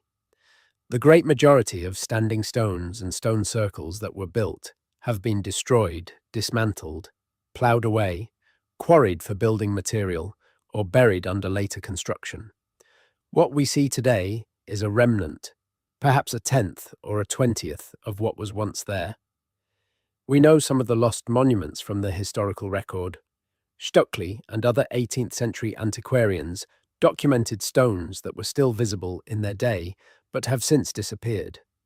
We know others from aerial photography, which can sometimes detect the crop marks or soil marks left by long-removed megalithic features. We know still others from geophysical survey, which can find buried stone holes and ditches without excavation. One of the most striking examples of a lost monument complex was revealed by the Stonehenge Hidden Landscapes Project, a large-scale geophysical survey completed around 2014. This survey found evidence of nearly 20 previously unknown monuments in the landscape around Stonehenge. Some of them were large, some appear to have had hundreds of timber or stone posts. Some appear to have been enormous pits, circular in plan, whose function is entirely unknown. One feature, a series of large pits arranged in a rough arc near the cursus, appears to form an alignment of its own, one that intersects with the Stonehenge axis in a way that may be astronomically meaningful. The Stonehenge landscape we can see is already extraordinary. The Stonehenge landscape that has been detected through geophysical survey is even more extraordinary, and the Stonehenge landscape that has been entirely erased by agriculture, construction, and time is presumably more extraordinary still. What we have is a fragment of what once existed, and the fragment is already one of the wonders of the ancient world. The question of why these monuments were eventually abandoned is as interesting as the question of why they were built. The stone circle tradition seems to have faded gradually through the early Bronze Age, the second millennium BCE. New burial practices replaced the communal traditions of the Neolithic. New ways of marking the landscape, round barrows raised over individual burials, replaced the long barrows and henges of the earlier period. The monuments continued to be used, but as places of burial and possibly veneration rather than as construction sites. The great building projects were over. Why? The arrival of the Belbeca people, with their different cultural values and their different relationship to the individual and the collective, may have played a role. The development of metalworking, which made new kinds of prestige goods available and may have changed the nature of social competition, may have played a role. Climate change in the mid-second millennium, BCE, which saw a period of significantly wetter and colder conditions in Britain, may have disrupted the agricultural surplus that supported monument building. But there is something else, something harder to name. The building of massive communal monuments requires a specific kind of social will, a collective conviction that the project is worth doing, that the investment is justified, that the result will matter. That conviction can erode. Societies change. Beliefs change. What was compelling to one generation may seem pointless or even superstitious to the next. The people who stopped building stone circles may not have been worse people than those who built them. They were just different people, with different values, different priorities, different ways of making sense of the world. What they left behind, however, was not nothing. What they left behind was the stones themselves, standing in their fields and on their moors, stripped of meaning by the passage of time, but still present, still visible, still asserting their weight and their permanence against the changing sky. The knowledge that built them was gone. The tradition that maintained them was gone, but the stones remained. There is one more thing worth saying about what the megaliths of Britain reveal. Beyond the specific facts of their construction and their use and their eventual abandonment. What they reveal, more than anything else, is the depth and the persistence of human need for meaning. These were not useful objects in any straightforward material sense. They did not produce food. They did not provide shelter. They did not manufacture anything. They were not economically productive in any way we would recognize. They were expensive in the Neolithic sense, expensive in time, in labor, in organizational effort, in the diversion of resources from other things. And yet, for 2,000 years, the communities of Neolithic and early Bronze Age Britain kept building them. That tells you something about what people need, not just food and shelter and safety, not just the material minimum for survival. They need something harder to name, a framework for understanding the cosmos they inhabit, a way of marking the relationship between human time and cosmic time, a connection to the dead and to the as yet unborn, a sense that what they do matters in a context larger than their individual lives. The stone circles and the passage, tombs, and the long barrows are the material expression of that need. They are the form that need took in a specific society, in a specific time and place. The need itself is not specific to that society or that time or that place. It is universal. It is with us now, tonight, as you lie in the dark, listening to a story about stones that are 5,000 years old. The people who built those stones are gone. Their language is gone. Their beliefs are gone. Their social structures are gone. But the need that drove them to build is not gone. It is in you, the same need, expressed differently, in different contexts with different tools, in a different world, but recognizably the same. The stones were built because people needed to build them, because the alternative, a world without monuments, without markers of cosmic time, without places where the human and the more than human could meet, was insufficient. The world needed to be full of significance, and so they made it so, in stone, because stone was what would last. 5,000 years later, the stone is still there. In the dark before the dawn on the shortest day of the year, light still enters the chamber at Maisho and illuminates the back wall, just as the builders intended. The moon still skims the ridge at Callanish, just as the builders observed it.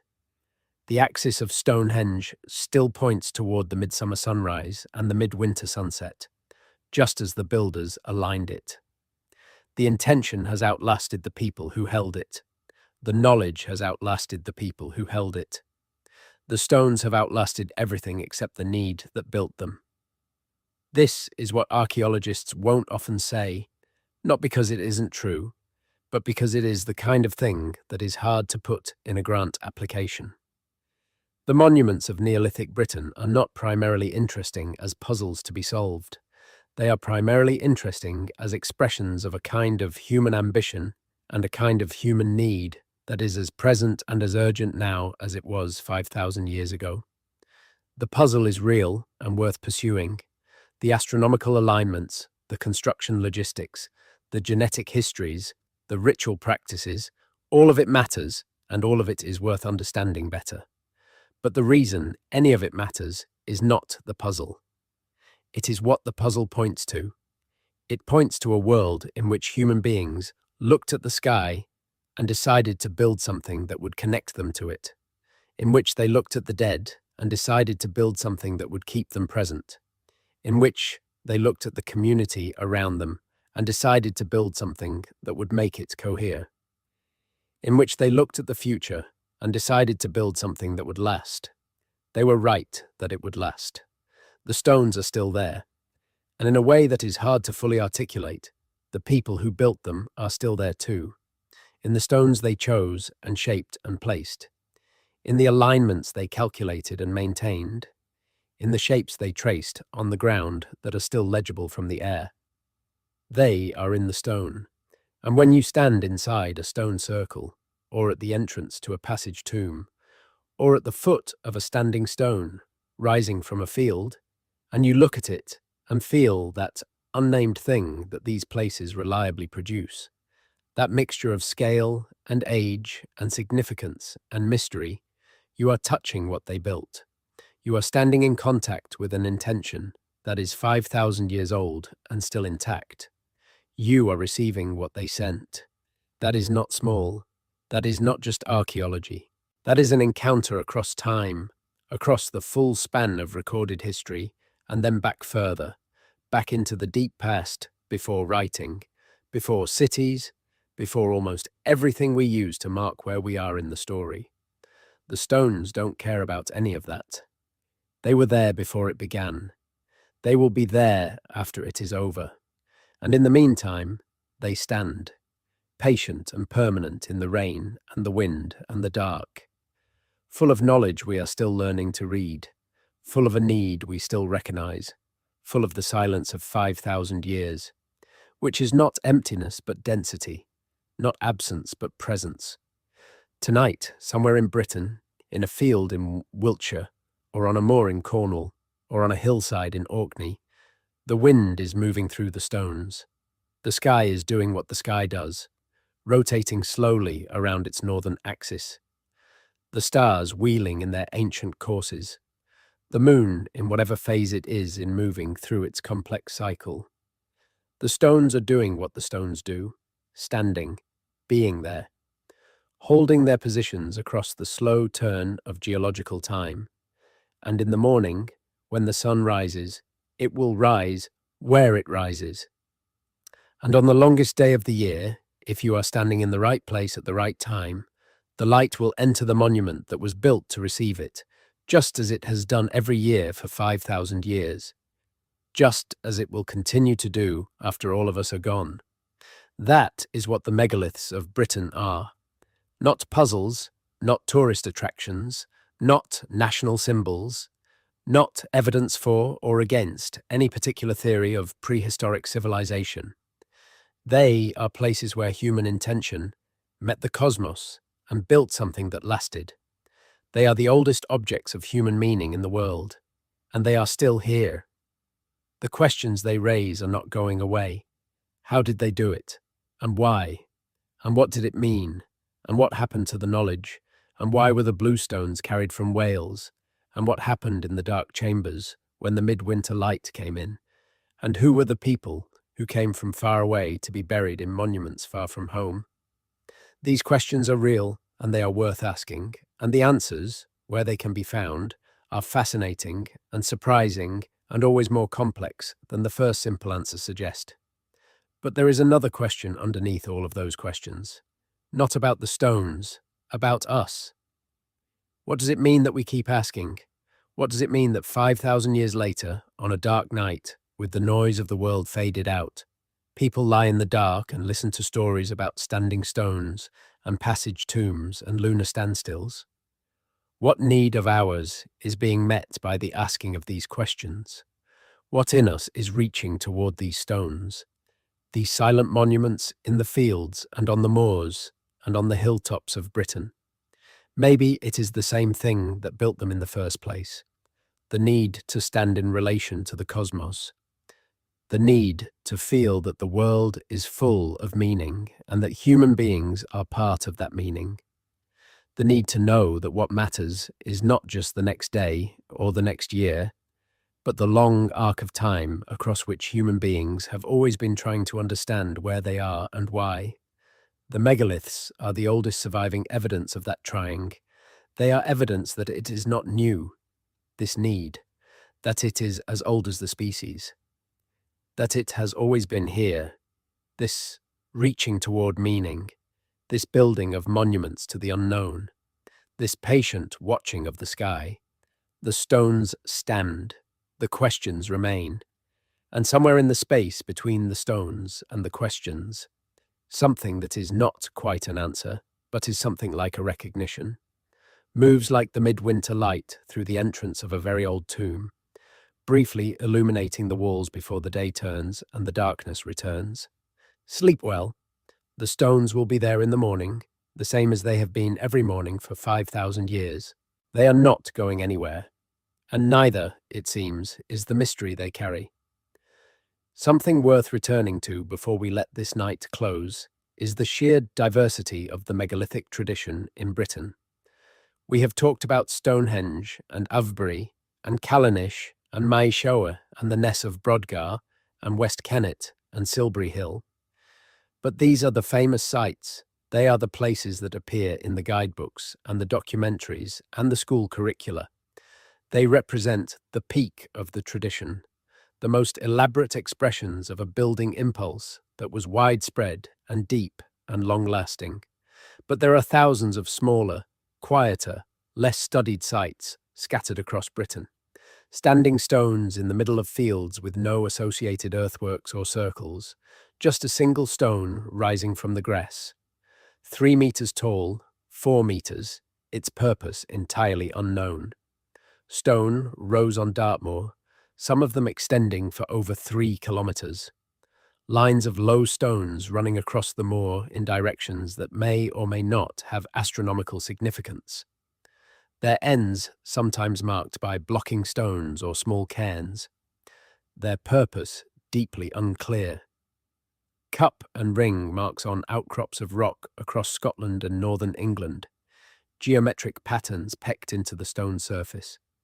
Cups, rings, spirals, channels, carved into rock faces and horizontal surfaces with a consistency and an intention that is unmistakable, but a meaning that eludes us entirely. The cup and ring marks are among the most haunting features of the British prehistoric landscape.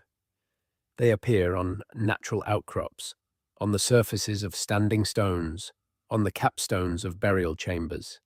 They are carved, not painted. They are permanent. They are clearly symbolic. And they have been found in the same basic forms across a remarkable geographic range, from Scotland to Spain, from Ireland to Scandinavia, as if the same symbolic vocabulary was being used across the entire Atlantic prehistoric world. But what the vocabulary means, what these patterns represented, what the act of carving them was supposed to achieve, is entirely unknown. Some researchers have proposed that the cup marks represent female symbols, related to a broader tradition of fertility veneration. Others have proposed they are maps of the landscape, each cup marking a significant site. Others have suggested they may be related to altered states of consciousness, that the patterns resemble phosphine imagery, the visual patterns that appear when the visual cortex is stimulated by drugs or sensory deprivation or rhythmic sound, and that they were carved in the context of shamanic practices. The phosphine theory is controversial. It is also not inherently implausible. Many prehistoric art traditions worldwide include patterns that resemble the characteristic geometric forms of altered states experience. The question of whether the carvers of cup and ring marks were in some altered state is not answerable from the marks alone. What is answerable is that they made a sustained effort. Carving into granite or sandstone with a stone tool is slow, difficult work. The marks on some outcrops represent hundreds of hours of labor. Whatever they meant, they were worth making. They were worth the time and the effort, and presumably the risk to the hands of the carvers. They were important enough to commit to the hardest, most permanent medium available. They were sent into the future, these marks, as deliberately as the passage of Maisho was oriented to receive the midwinter sun. They were meant to last. They have lasted, and they are still waiting for us to understand them. There is a long history of people claiming to understand the megaliths in ways that mainstream archaeology has rejected. William Stokely, in the 18th century, believed Stonehenge and Avebury were built by the Druids. He was wrong about that, because the Druids are a later phenomenon, associated with the Celtic cultures that arrived in Britain in the first millennium BCE, well after the megalithic tradition had ended. But Stukely was not entirely without insight. He noticed things that later archaeologists confirmed: the alignments, the avenue, the ceremonial landscape context of the monuments. He was working without the tools of modern archaeology, but he was looking carefully and thinking seriously, and some of what he saw was real. In the 19th century, various individuals proposed that Stonehenge was built by Egyptians, by Phoenicians, by Romans, by anyone except the prehistoric inhabitants of Britain themselves. These proposals were driven partly by the assumption that primitive people were incapable of building something so impressive. We now know that assumption was wrong. The people who built Stonehenge were not primitive. They were capable of exactly what the monument shows them capable of. The explanation does not require outside help. In the 20th century, the tradition of romantic speculation was inherited by writers like John Michel, whose 1969 book, The View Over Atlantis, proposed that Britain's prehistoric monuments were connected by straight lines called ley lines, paths of earth energy that could be detected by sensitive individuals and that represented a forgotten geomantic science. The ley line concept has no scientific support. The straight lines that can be drawn through megalithic monuments on a map are a product of the density of the monuments and the human tendency to find patterns rather than a genuine feature of the landscape. But Michel's book had an enormous cultural impact. It reawakened popular interest in the megaliths and contributed to a significant tradition of alternative archaeology that has kept the monuments in public consciousness, even as mainstream archaeology has sometimes struggled to make them accessible. The relationship between mainstream archaeology and the tradition of alternative prehistoric speculation is uncomfortable and sometimes hostile. Mainstream archaeologists often view the alternative tradition as irresponsible, as spreading misinformation, as undermining public understanding of genuine prehistory. Alternative researchers often view mainstream archaeology as narrow, as politically motivated, as suppressing evidence that challenges dominant theories. Both of these critiques have some validity, and both go too far.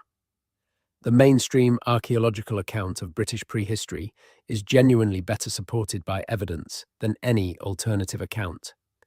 The people who built Stonehenge were Neolithic farmers and their successors. They were not Atlanteans or ancient Egyptians or time travelers or aliens. The monuments were built using human labor with Neolithic technology over many centuries. These things are not in serious doubt, but the mainstream account is also incomplete in ways that are not always acknowledged. The function of many monuments is genuinely unknown. The nature of the knowledge system that supported the building tradition is genuinely uncertain. The full extent of the connections between the British megalithic tradition and the wider Atlantic megalithic world is still being mapped. The degree of sophistication in Neolithic astronomical observation is still debated. These are real open questions, and the fact that they have been exploited by irresponsible speculation does not make them less real or less worth pursuing. The best approach is the one that holds honesty about uncertainty and commitment to evidence together. Not the false certainty of we know exactly what Stonehenge was for, and not the false freedom of anything is possible. Something more like, here is what the evidence supports, here is what is genuinely uncertain, here are the interesting questions that remain open, and here is why those questions matter. That is what we have been trying to do tonight. Walk carefully through the evidence. Acknowledge the genuine mysteries. Be honest about what we don't know. And resist both the temptation to reduce the megaliths to something simple and the temptation to inflate them into something mystically beyond understanding. They are buildings, they are human, and they are extraordinary. As we come toward the end of this long walk through the megalithic landscape of Britain, let's return to the question we started with. What won't archaeologists say out loud?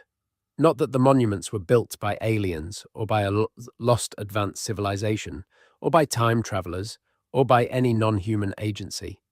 Those claims are not supported by evidence, and most archaeologists are right to reject them. What mainstream archaeology is sometimes slow to say, explicitly and clearly, is this. The people who built Britain's megaliths were as intelligent as we are. The knowledge system that supported the building tradition was sophisticated, possibly more sophisticated in certain specific domains than our standard model of Neolithic cognition allows. The monuments represent an achievement of collective will and collective knowledge that modern industrial societies, for all their resources and all their organizational capacity, would struggle to replicate. The function of many of the monuments is genuinely unknown and may remain permanently unknown. The tradition they belong to, the Atlantic megalithic tradition, represents a cultural and cognitive achievement whose full significance is still being understood. And this, the megaliths of Britain are not relics. They are not dead things belonging to a dead past. They are presences. They are still in the landscape. They are still receiving the solstice light. They are still doing what they were built to do, which was not primarily to be impressive, or to be studied, or to be photographed, but to mark a relationship between human beings and the cosmos. That relationship is still real. The cosmos is still there. The sun still rises where it rises on the longest day. The moon still reaches its standstill every 18.5 years. The midwinter light still enters the chambers. The stones are still standing.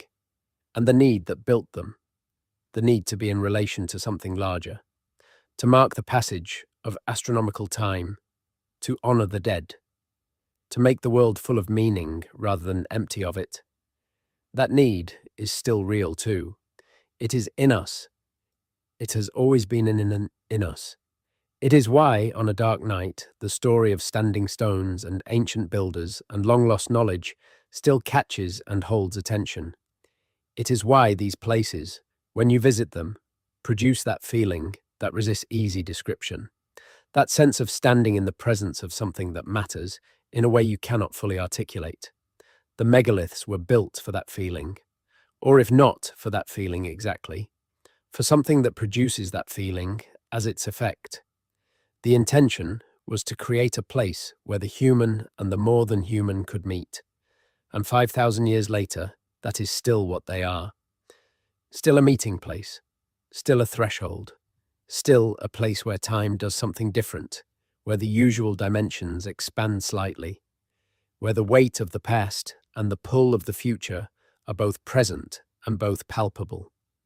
That is what the stones are, not a puzzle to be solved, a presence to be met. And tonight, in the dark, with the sound of the wind and the slow turning of the year, that presence is as real as it has always been. The stones are not far. They are in the fields and on the moors and on the hilltops of an island sitting at the western edge of Europe, receiving the Atlantic weather, enduring the centuries, standing in the dark with the same patience they have always had. The questions will still be there in the morning.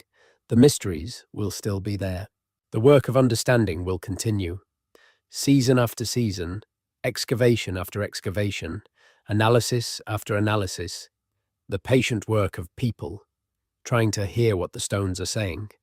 But for tonight, the questions can rest. The stones can rest. And you can rest. The wind is still moving through the monument. The stars are still doing their ancient work. The moon, wherever it is in its cycle, is moving. The year is turning. Everything is as it should be, or as it has always been, which may be the same thing. Sleep. The megaliths will be there in the morning. They have been there for 5,000 years, and they are not going anywhere. And somewhere in the long silence of the night, in the space between what we know and what we do not, in the country that lies between question and answer, the stones are standing, patient and permanent, holding the weight of all that time. Receiving the darkness with the same equanimity, they receive the light. Good night. There is a corner of the story we haven't properly explored yet, a chapter that sits at the edge of what archaeologists are willing to say and what the evidence sometimes seems to be suggesting. It has to do with time, not with the age of the monuments, which we have discussed, but with the way time was understood and measured and experienced by the people who built them. Because the megalithic monuments of Britain are not just oriented toward astronomical events. In many cases, they appear to be oriented towards specific astronomical events that recur on specific cycles. And cycles are a way of thinking about time, a way of saying that time is not linear, not a single line running from past to future, but something more complex, more repetitive, more layered. The solar year is a cycle. The moon's phases are a cycle. The lunar standstill cycle of 18.5 years is a longer cycle. The precession of the equinoxes, the slow wobble of the Earth's axis that shifts the position of the equinox sunrise by about 1 degree every 72 years, completes a cycle of roughly 26,000 years. These cycles nest inside each other. The day is inside, the month is inside the year, is inside the standstill. Cycle is inside the precessional cycle. A sufficiently attentive observer over a sufficiently long period could perceive all of them. We do not know whether the builders of megalithic monuments in Britain perceived the precessional cycle. That requires observational records spanning many centuries, more than any oral tradition could easily maintain. But the fact that they were tracking cycles at all, that their monuments were oriented not to a single one-time event, but to recurring astronomical phenomena, tells us something important about how they understood time. They understood it as cyclic, as returning, as the same events coming back, the sun rising in the same position on the same day each year, the moon returning to its standstill, the seasons cycling through their sequence. This is not a primitive understanding of time.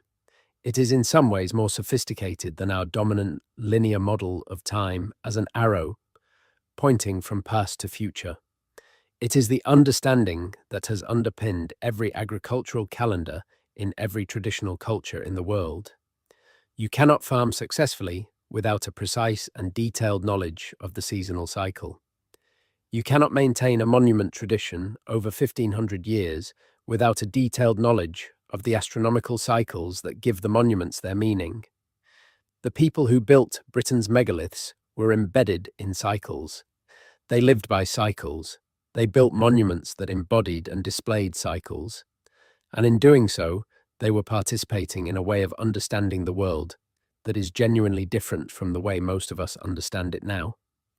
We think of history as progress, as a line moving forward. They thought of time as return, as a wheel turning. Both are valid ways of making sense of existence. Both illuminate something real about how the world works.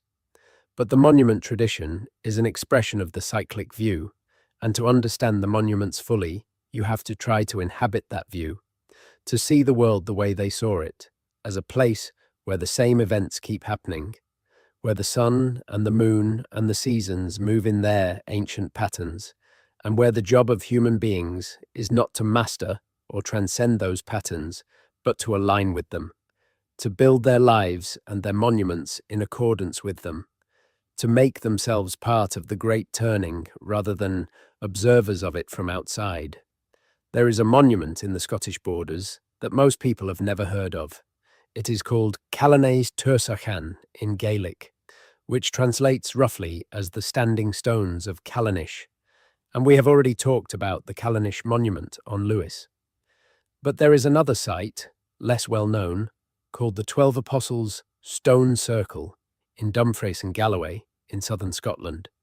It is one of the largest stone circles in Scotland, a flattened circle of 11 surviving stones, originally probably 12, spread across a diameter of around 87 meters. It sits in a landscape that once contained numerous other monuments, most of which are now destroyed. The 12 Apostles is interesting not for any single dramatic feature, but for what it represents. It is one of hundreds of stone circles in Scotland that have received relatively little attention from archaeologists because they lack the dramatic preservation of the most famous sites. They are not Callanish. They are not Brodgar. They are not Stonehenge. They are stones in fields, their full context lost, their astronomical relationships unmeasured, their associated features ploughed away over centuries. They represent the everyday tradition rather than the exceptional achievement. But the everyday tradition matters. The famous monuments are the peaks of a much broader phenomenon. For every Stonehenge, there were hundreds of smaller circles, built with less labour, with less precision, with less ambitious scale, but built from the same impulse and within the same tradition. The tradition was not elite. It was not concentrated in a few specialized regions. It was widespread. It was part of how ordinary communities across Britain related to the landscape, to the seasons, to the dead, to the cosmos. Understanding the tradition means understanding the ordinary as well as the exceptional. It means paying attention to the modest stone circle in the Scottish field as well as to the great monument on Salisbury Plain. They are connected, they are part of the same conversation. And the conversation they represent is one that took place across the entire length and breadth of Britain for 2,000 years. That conversation was about something. It was answering a question, or many questions. What is this landscape? What are we doing in it? What do we owe to the dead? What does the sky mean?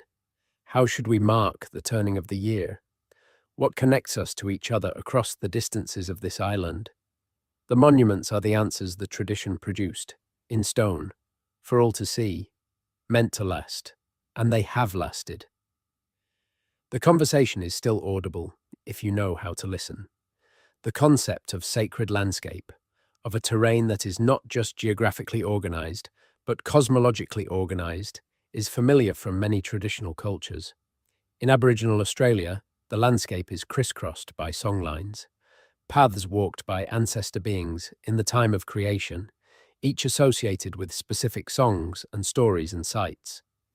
In Andean South America, the Inca Seque system organized the landscape around Cusco into 41 lines radiating from the central temple, each line associated with shrines and huacas, sacred places of various kinds.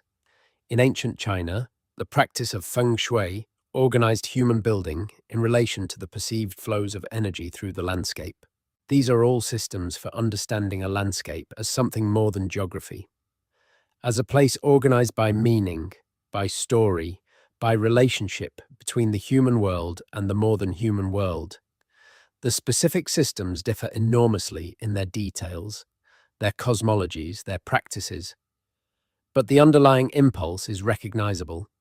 The impulse to not just inhabit a landscape, but to read it, to find in it a significance that goes beyond the merely physical, and then to mark that significance through building and ritual and story. The megalithic landscape of Britain is an instance of this impulse, not the same as any of the other instances, but belonging to the same family of human behaviour. The builders of Stonehenge and Avebury and Callanish were not doing feng shui or sequoia systems or songline practices, but they were doing something that belongs to the same category of human activity, the activity of making a landscape meaningful, of relating to the terrain not just as a physical environment to be exploited, but as a symbolic environment to be read and responded to and participated in. This category of activity is, as far as we can tell, universal in human cultures. Every culture that has left any record, and many that have left only material evidence, shows evidence of this impulse. The impulse to see the world as meaningful, to relate to landscape and sky, and stone, not just pragmatically, but cosmologically. It is one of the things that makes us human. It is perhaps one of the most ancient things that makes us human, and the megaliths of Britain are among the oldest surviving evidence of this impulse in the world. They predate the oldest written texts by thousands of years. They predate most of the ancient civilizations whose names we know. They are from a time before writing, before cities, before most of what we call civilization. And yet they encode this deeply human impulse in stone, in a form that has survived 5,000 years. They are evidence that what we are looking for, the need to make meaning from landscape and cosmos, the need to stand in relation to something larger than the individual life, is not a product of civilization. It is not an achievement of sophistication. It is a starting point. It is what we have always been. Let's talk about the people themselves. Not their monuments, but their lives. What was daily life like for the communities that built and maintained the megalithic tradition in Britain? The isotopic evidence and the archaeobotanical record tell a story of a mixed economy. Farming was central, but it was not industrial farming of the kind we associate with later periods. It was small-scale, diverse, probably involving the cultivation of several cereal types and legumes alongside the herding of cattle and sheep and pigs. Wild resources, gathered plants, hunted animals, shellfish from coastal areas remained significant supplements to the domestic economy. The pollen record, extracted from bogs and lake sediments, shows a pattern of landscape clearance and regeneration across the Neolithic. Trees were cut down to create fields and pastures, and in some areas, the cleared land was then abandoned and allowed to regenerate before being cleared again. This pattern of shifting cultivation, while different from modern intensive farming, was probably sustainable over long periods. It did not lead to the kind of landscape degradation associated with later Bronze Age and Iron Age farming intensification. The settlements of Neolithic Britain were mostly small, farmsteads and small villages, not the large, dense settlements of later periods. Skara Brae, with its 8 or 9 houses and perhaps 50 inhabitants, was exceptional in its preservation, not necessarily in its size. Most communities probably lived in timber-built structures that have left little trace. The stone architecture of the megalithic tradition was reserved for monuments, not for housing. People lived in wood. They built eternity in stone. This distinction matters. The choice to invest stone-building skills and stone-building effort in monuments rather than in domestic architecture reveals something about the priority system of Neolithic culture. The house you lived in was not worth the effort of permanence. The monument you built for the dead, or for the cosmos, or for whatever the monument was built for, was worth it. The permanent record of human presence in the landscape was not the settlement. It was the monument. We see a version of this in many traditional cultures. The Anasazi of the American Southwest built elaborate stone architecture for their ceremonial structures, while living in more modest domestic spaces. The medieval builders of Europe invested enormous resources in cathedrals, while most of the population lived in thatched wooden houses. In many cultures throughout history, the most durable, most carefully built, most resource-intensive structures have been those associated with religion or cosmology rather than everyday domestic life. The pattern in Neolithic Britain is not unusual, but it is striking. It tells us that the ritual dimension of life was not peripheral. It was central. It was worth more stone, more labor, more collective effort than any individual family's domestic needs. The community's relationship to the cosmos mattered more, in a practical, resource allocation sense, than any individual's comfort. There is a Neolithic monument in Wiltshire that is sometimes called the Sleeping Giant. It is the West Kennet Long Barrow, which we have already discussed, but seen from a certain angle. From a particular viewpoint in the landscape, the long mound on its ridge does indeed look like a figure lying on the horizon. The resemblance is almost certainly coincidental. The builders were not trying to create a figure visible from a distance. They were creating a monument with a specific internal structure and a specific orientation.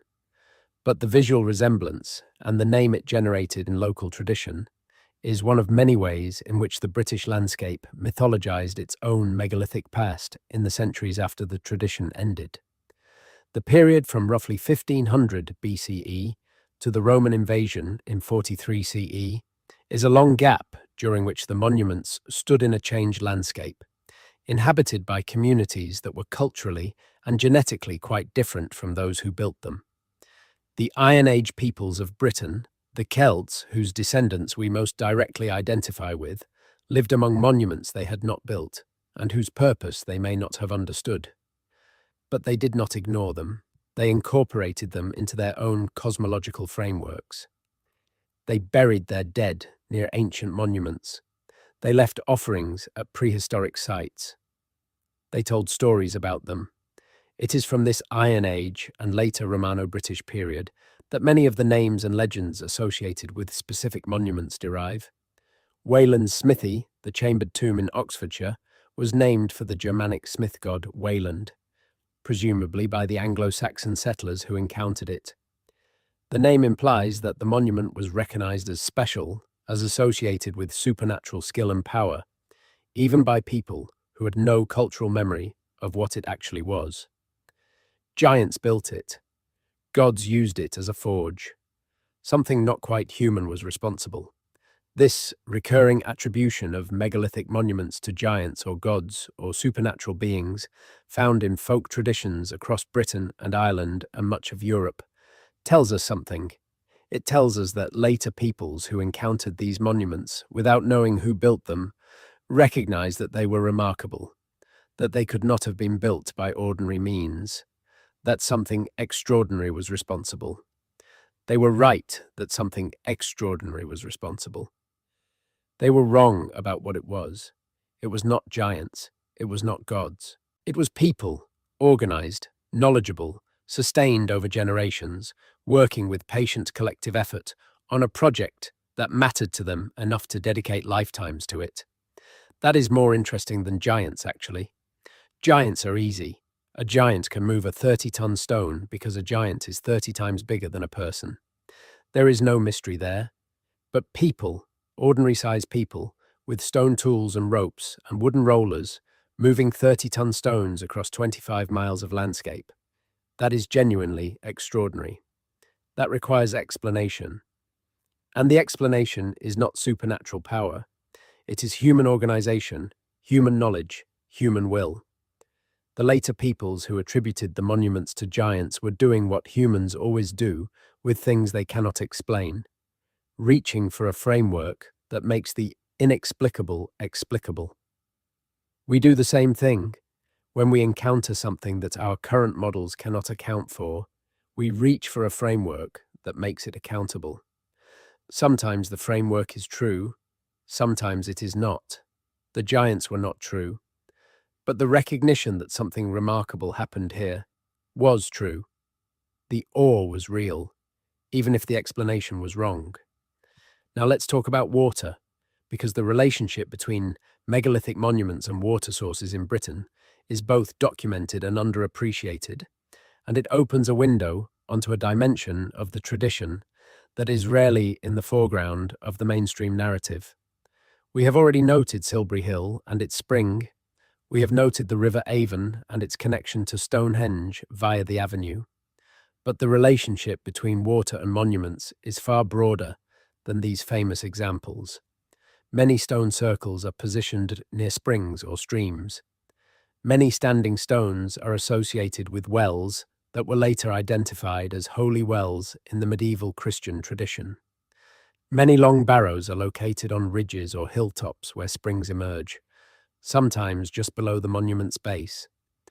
The association between sacred sites and water is one of the most consistent patterns in prehistoric and historical religious practice worldwide. Springs and wells and rivers are places where the earth gives something to the surface.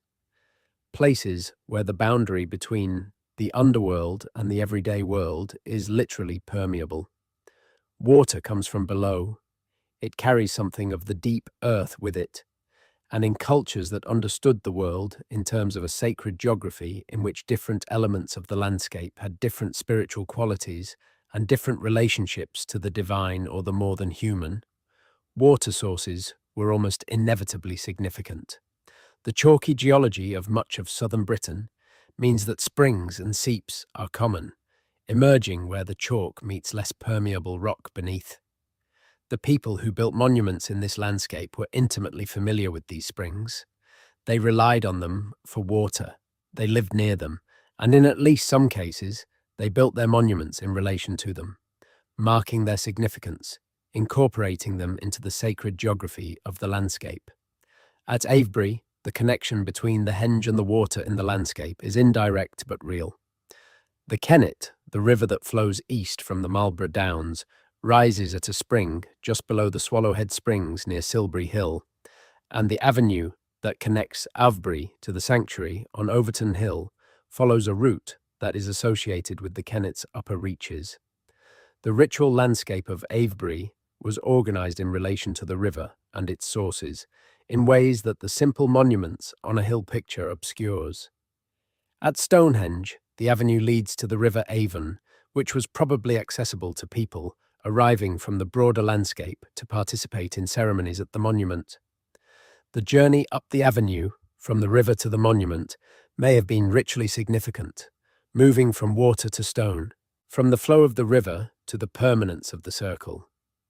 The transition itself may have been part of the ceremony, the approach as important as the arrival. These ideas are speculative. The evidence does not prove them, but they are consistent with what we know about how traditional cultures relate to sacred landscapes, and they are consistent with the specific siting of monuments in relation to water sources throughout the British prehistoric landscape. The connection between water and monument is real, even if we cannot recover the specific meaning that connection held for the people who chose those sites and built those structures. The island of Anglesey, off the northwest coast of Wales, is one of the most important places in the megalithic landscape of Britain, and it is also one of the least discussed in mainstream popular accounts. Today, Anglesey is a pleasant, rolling Welsh island, accessible by road bridge from the mainland, home to beaches and castles and the longest railway station name in the world. But in prehistoric terms, Anglesey was significant beyond its size. The island is home to numerous megalithic monuments, including several passage graves of considerable sophistication. Bryn Celyn Du, the mound in the dark grove, is one of the finest passage graves in Wales. It was built over an earlier henge monument, incorporating and transforming an existing sacred site into something new, a common pattern in the megalithic tradition. The passage at Bryn Celyn Du is aligned to the midsummer sunrise so that on the longest day of the year, the sun shines directly along the passage and illuminates the chamber interior. Outside the mound, a pit contained a carved stone decorated with meandering, incised designs, serpentine patterns that may be related to the broader tradition of carved stone art found across the Atlantic megalithic world. Barclodiad Waig Gowres, the apronful of the giantess, is another Anglesey passage grave. this one containing one of the most remarkable collections of megalithic art in Britain. 5 of the stones in the passage and chamber are decorated with incised geometric designs, spirals, zigzags, chevrons, lozenges, patterns that closely resemble the famous carved stones of the Irish passage. Graves, particularly those at Newgrange and Noath and Douth in the Boyne Valley. The decorative connection between Anglesey and the Boyne Valley is significant. It suggests that the people who built these monuments, or at least the tradition they belonged to, maintained links across the Irish Sea. The sea was not a barrier, it was a medium of connection. And the artistic tradition shared between Anglesey and Ireland is evidence of sustained cultural contact, a shared visual vocabulary maintained across water over generations. Newgrange itself, the great passage of grave in the Boyne Valley of Ireland, is not in Britain, but it is connected to the British megalithic world in ways that make it impossible to discuss British megaliths without it. Newgrange is perhaps the finest passage grave in the world. It was built around 3200 BCE, making it older than Stonehenge's Sarsen phase and older than the pyramids at Giza. The passage and chamber are aligned to the midwinter sunrise with extraordinary precision. On the mornings around the winter solstice, the sun rises over a distant hill and its light enters a small aperture above the entrance, a roof box specifically constructed to admit the light, and shines along the length of the passage to illuminate the cruciform chamber at its heart. This alignment is more precise and more deliberately constructed than any comparable feature in Britain. The roof box is not an accident of orientation. It is a specific architectural feature, a slot designed to admit solstice light and only solstice light. Its construction required knowledge of the exact azimuth of the midwinter sunrise at that latitude, knowledge of how to engineer a passage to the precise angle that would allow the light to reach the chamber, and the ability to execute that design in stone without the benefit of instruments or drawings. The people who built Newgrange knew things, and they were in contact with the people who built the monuments of Anglesey, and presumably with the people who built the monuments of the rest of Britain. The shared artistic tradition, the shared astronomical orientation toward the solstice, the shared practice of building chambered tombs for the communal dead, all of this ties the Irish and British megalithic traditions together into something larger. A tradition that spanned the Irish Sea, that maintained coherence across water, that represented not a single culture, but a family of related cultures sharing fundamental commitments and knowledge systems. What does it mean that this tradition ended? Not just faded, but ended, replaced, overwhelmed by something else. We have talked about the population replacement associated with the Bell Beaker culture. But even before that, within the late Neolithic, there are signs of change. The great communal monuments were being superseded by individual burials. The tradition of collective, egalitarian, communal death was giving way to the tradition of individual graves marked by personal possessions. The shift was not sudden, it was gradual, but it was real. Why did this happen? One possibility is that the society that maintained the communal monument tradition was organized around a specific kind of social structure, one that emphasized collective identity over individual distinction, and that this social structure became unstable as populations grew and economic complexity increased. As the Neolithic agricultural economy became more productive, it generated surplus. Surplus creates the possibility of individual accumulation. Individual accumulation creates the possibility of inequality. Inequality creates the possibility of elite identity and elite burial, of individuals who were important enough in life to receive individual monuments in death. The shift from communal long barrow to individual round barrow is not just a change in burial practice. It is a symptom of a change in social structure, a move from something more egalitarian towards something more hierarchical. And with that change came a change in the relationship to the cosmos. The communal monuments were for everyone. The individual barrow was for one person, their family, their lineage. The cosmic alignment, the relationship to the solstice sunrise, was for the community as a whole. The round barrow was for the individual as a specific representative of a specific social position. The earlier tradition did not disappear overnight. Stonehenge continued to be modified into the early Bronze Age. People continued to be buried near the great monuments. The monuments continued to be revered. But the creative energy, the impulse to build something new and large and cosmologically oriented, that energy shifted. It went somewhere else, into individual burial display, into metalwork, into the construction of hill forts and defended settlements in the later Bronze and Iron Ages. What was lost in this transition is hard to specify, because it is largely what we do not know. The knowledge system that sustained the monument tradition, whatever it was, appears to have become less institutionally supported. The specialists who maintained it, whoever they were, lost the social backing that had allowed them to direct collective resources. Or perhaps the knowledge itself was not lost, but was incorporated into a different framework. The later Druidic tradition that Caesar and other Roman writers describe, a priestly class that maintained astronomical knowledge and conducted ceremonies at sacred sites. The Druids may not have built the megaliths, but they may have inherited some thread of the knowledge that built them. We cannot know. The thread, if there was one, is invisible to us now. What we can see is the stone that was built with that knowledge, before it faded, before the tradition ended, before the connection was lost. The stone that has stood through 2,000 years of Druidry and Roman conquest and Christianity and industrialization and the modern world. The stone that is still there, in the fields and on the moors and on the hilltops, patient as only stone can be, holding what it was given to hold.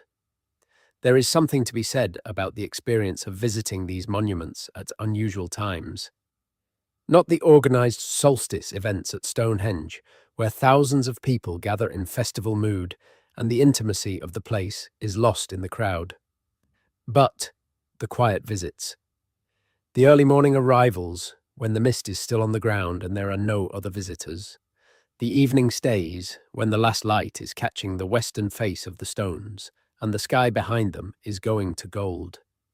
The midwinter visits, when the grass is frost stiff and the stones seem harder and more permanent than they do in summer, more insistent in their presence. People who visit these places at such times frequently report experiences that they find difficult to describe. A heightened sense of presence, a quality of attention that feels different from normal awareness, a sense that the stones are not just standing, but doing something, performing some function that is not quite visible, but is somehow palpable. A feeling of being in relation to something larger than the individual moment. Time feeling different, wider, more layered. These experiences are real. They are subjective, clearly. Different people report them differently. Not everyone has them. The same person may have them on one visit and not on another. They are not reliable or consistent in the way that scientific measurements are reliable and consistent. But they are widely reported by people of very different backgrounds and beliefs and temperaments at megalithic sites specifically. Something about these places, their age, their orientation, their scale, their position in the landscape, produces this quality of experience in many people.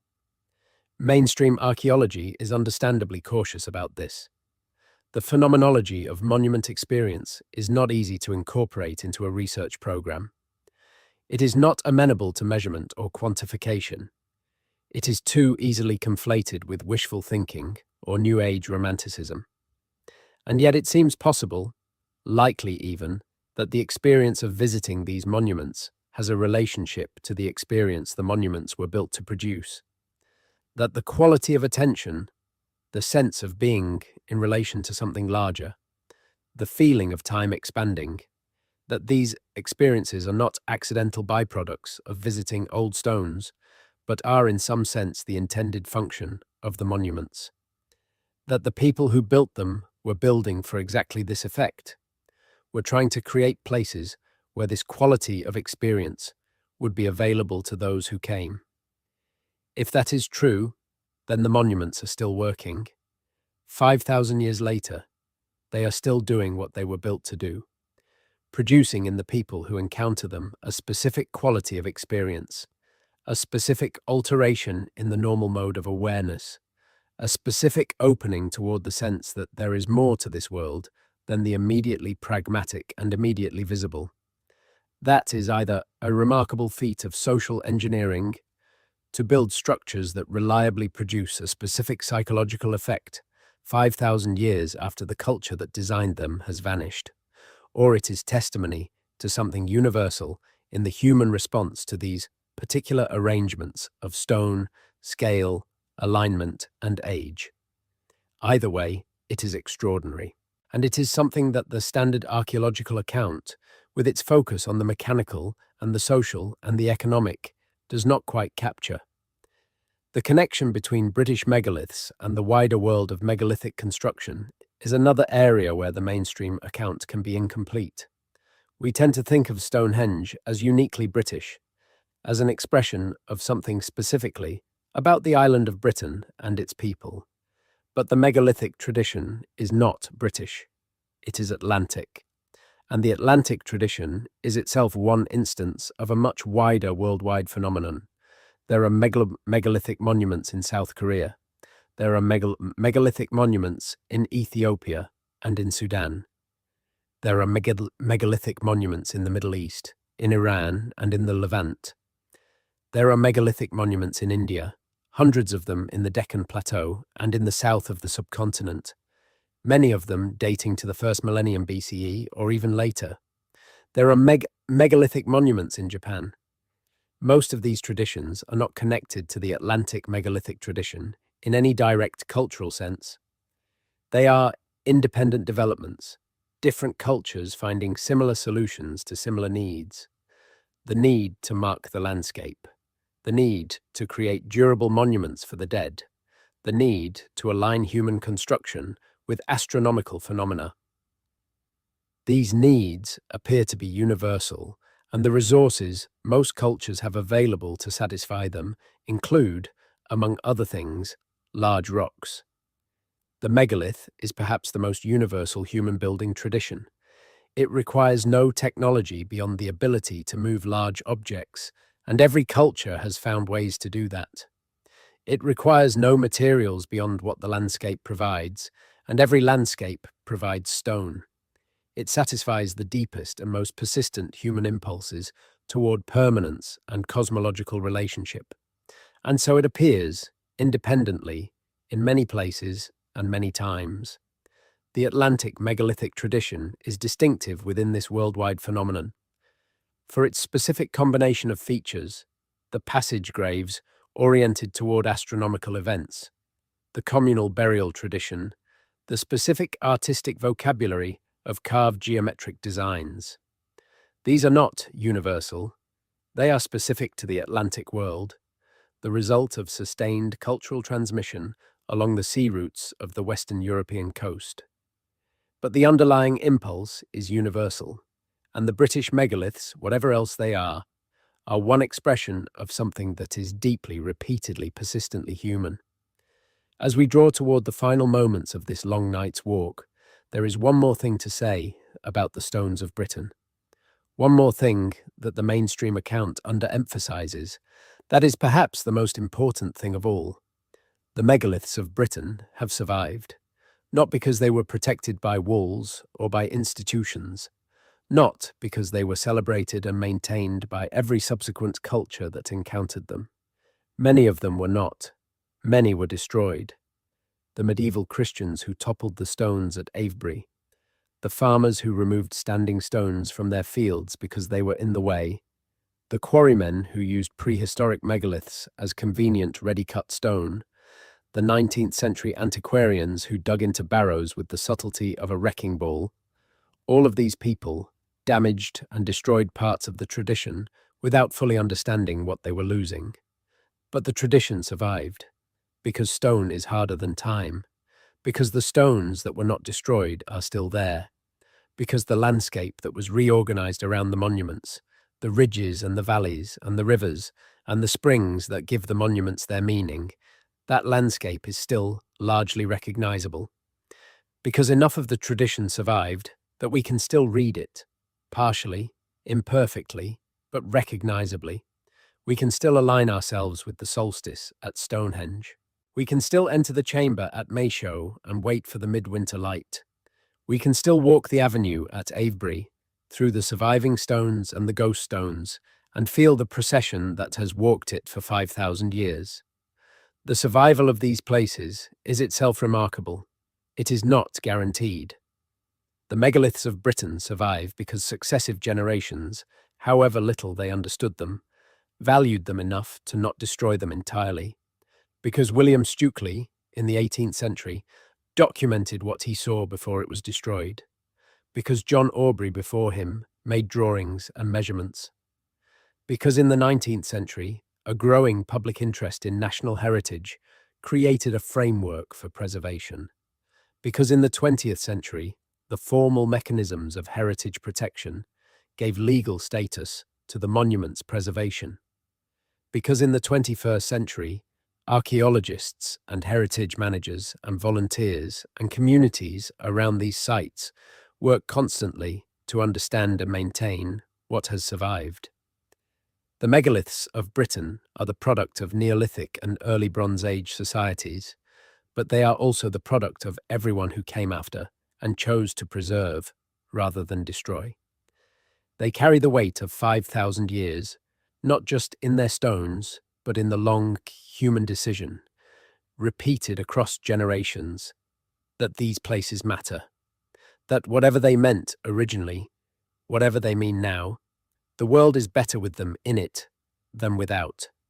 That decision, the decision that these things matter, is also part of what the stones carry, not just the intention of the builders, not just the knowledge encoded in the alignments and the geometries, but the accumulated human recognition across 5,000 years that something is here worth keeping, that something is here worth returning to, that something is here worth understanding, even if the understanding is always incomplete, always tentative, always reaching toward something that the stones hold but do not quite yield.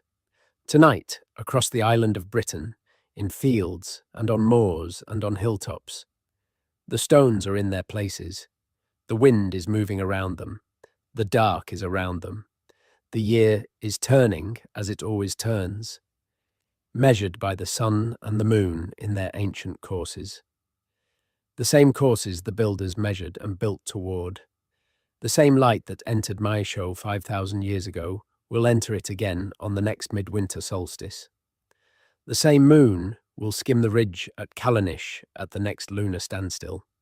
The cycles continue, the stones endure, and the questions they raise about who we are and where we come from and what we have always needed from the world continue to be worth asking, in the dark, in the quiet, when the day has finally gone still and the mind is free to wander. Good night. The stones will keep their watch. They always have. There is a stretch of the English coast in East Yorkshire that most visitors to Britain never see. It is not on the usual tourist routes. It has no dramatic ruins, no famous monuments visible from the road. But beneath the fields of the East Yorkshire wolds and along the chalk cliffs that fall to the North Sea, there is evidence of a Neolithic world as dense and as complex as anything in Wiltshire or Orkney. The wolds were heavily settled in the Neolithic. They were cleared, farmed, monumentalized. The long barrows of Yorkshire, sites like Duggleby Howe and Willey Howe, and the Giants Hills at Scendleby, represent a local tradition of monument building that was in dialogue with the wider British and Atlantic megalithic world, but had its own distinctive character. Duggleby Howe is a round barrow, which is slightly unusual in that it is a large circular mound rather than the elongated form typical of the Neolithic long barrow tradition. But it was built in the Neolithic, not the Bronze Age, and the burials it contained represent a fascinatingly complex sequence of use. The mound was originally a round burial pit, dug deep into the chalk, containing the remains of a single individual. Over time, more burials were added. Then, a large timber structure was built over the pit. Then, the whole complex was covered by an enormous chalk mound, arrowheads, pig bones, antler tools, and a remarkable collection of carved chalk objects were found in and around the burials. The chalk objects are particularly interesting. Chalk carving is rare in the megalithic tradition, partly because chalk is not very durable, partly because it is so soft that fine carving in it is technically not demanding, and carved chalk objects therefore don't carry quite the same weight of evidence for technical sophistication as carved stone. But the chalk objects from Duggleby Howe and from other Yorkshire sites, including the remarkable carved chalk cylinders known as the Folkestone drums, found in a child's grave in the 19th century and now in the British Museum, are extraordinary things. The Folkestone drums are 3 cylinders of carved chalk, graded in size, decorated with geometric designs that include eyes, chevrons, and other patterns found in the wider megalithic art tradition. They were placed in the grave of a child perhaps 4 years old. Why? We do not know. But the combination of the eyes and the cylindrical form and the geometric decoration suggests objects of some symbolic significance, objects that carried meaning enough to be placed with a dead child, meaning enough that they were carved with care and skill. Some researchers have noticed that the circumferences of the Folkestone drums, if used as rolling measuring devices, produce a consistent unit of measurement when rolled along flat surfaces. The unit produced is close to Alexander Thom's megalithic yard. This may be coincidence. But it is the kind of coincidence that is worth noting, the kind that suggests that the question of standardized measurement in the Neolithic megalithic tradition is not entirely closed, whatever the statistical debates around Thom's original work. Moving south from Yorkshire, the East Midlands and East Anglia contain traces of a megalithic world that was once more extensive than the surviving evidence suggests. The chalk of Norfolk and Suffolk, the limestone of Northamptonshire and Lincolnshire, all contained Neolithic communities who built monuments. Most of those monuments are gone, ploughed away by centuries of intensive agriculture in what became some of England's most productive farmland.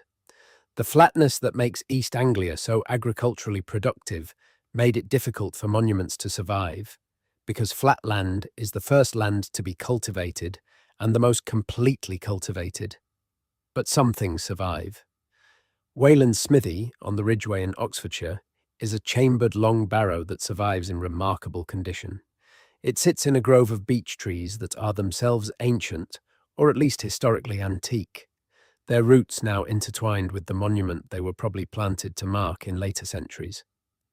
The monument stands on the ancient Ridgeway track, one of the oldest routes in Britain, a path that follows the chalk ridge across the downs from Wiltshire to the Thames, a route used since the Neolithic for movement across the landscape.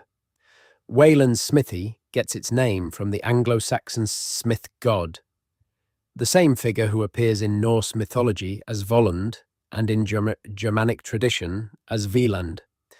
The myth attached to the site says that, if you leave your horse tethered at the stones with a coin, you will return to find the horse shod and the coin taken.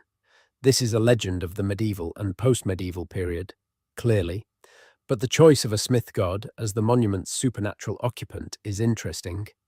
Smith gods are gods of transformation, of the conversion of raw material into useful form, of the application of skill and heat and knowledge to produce something that did not exist before.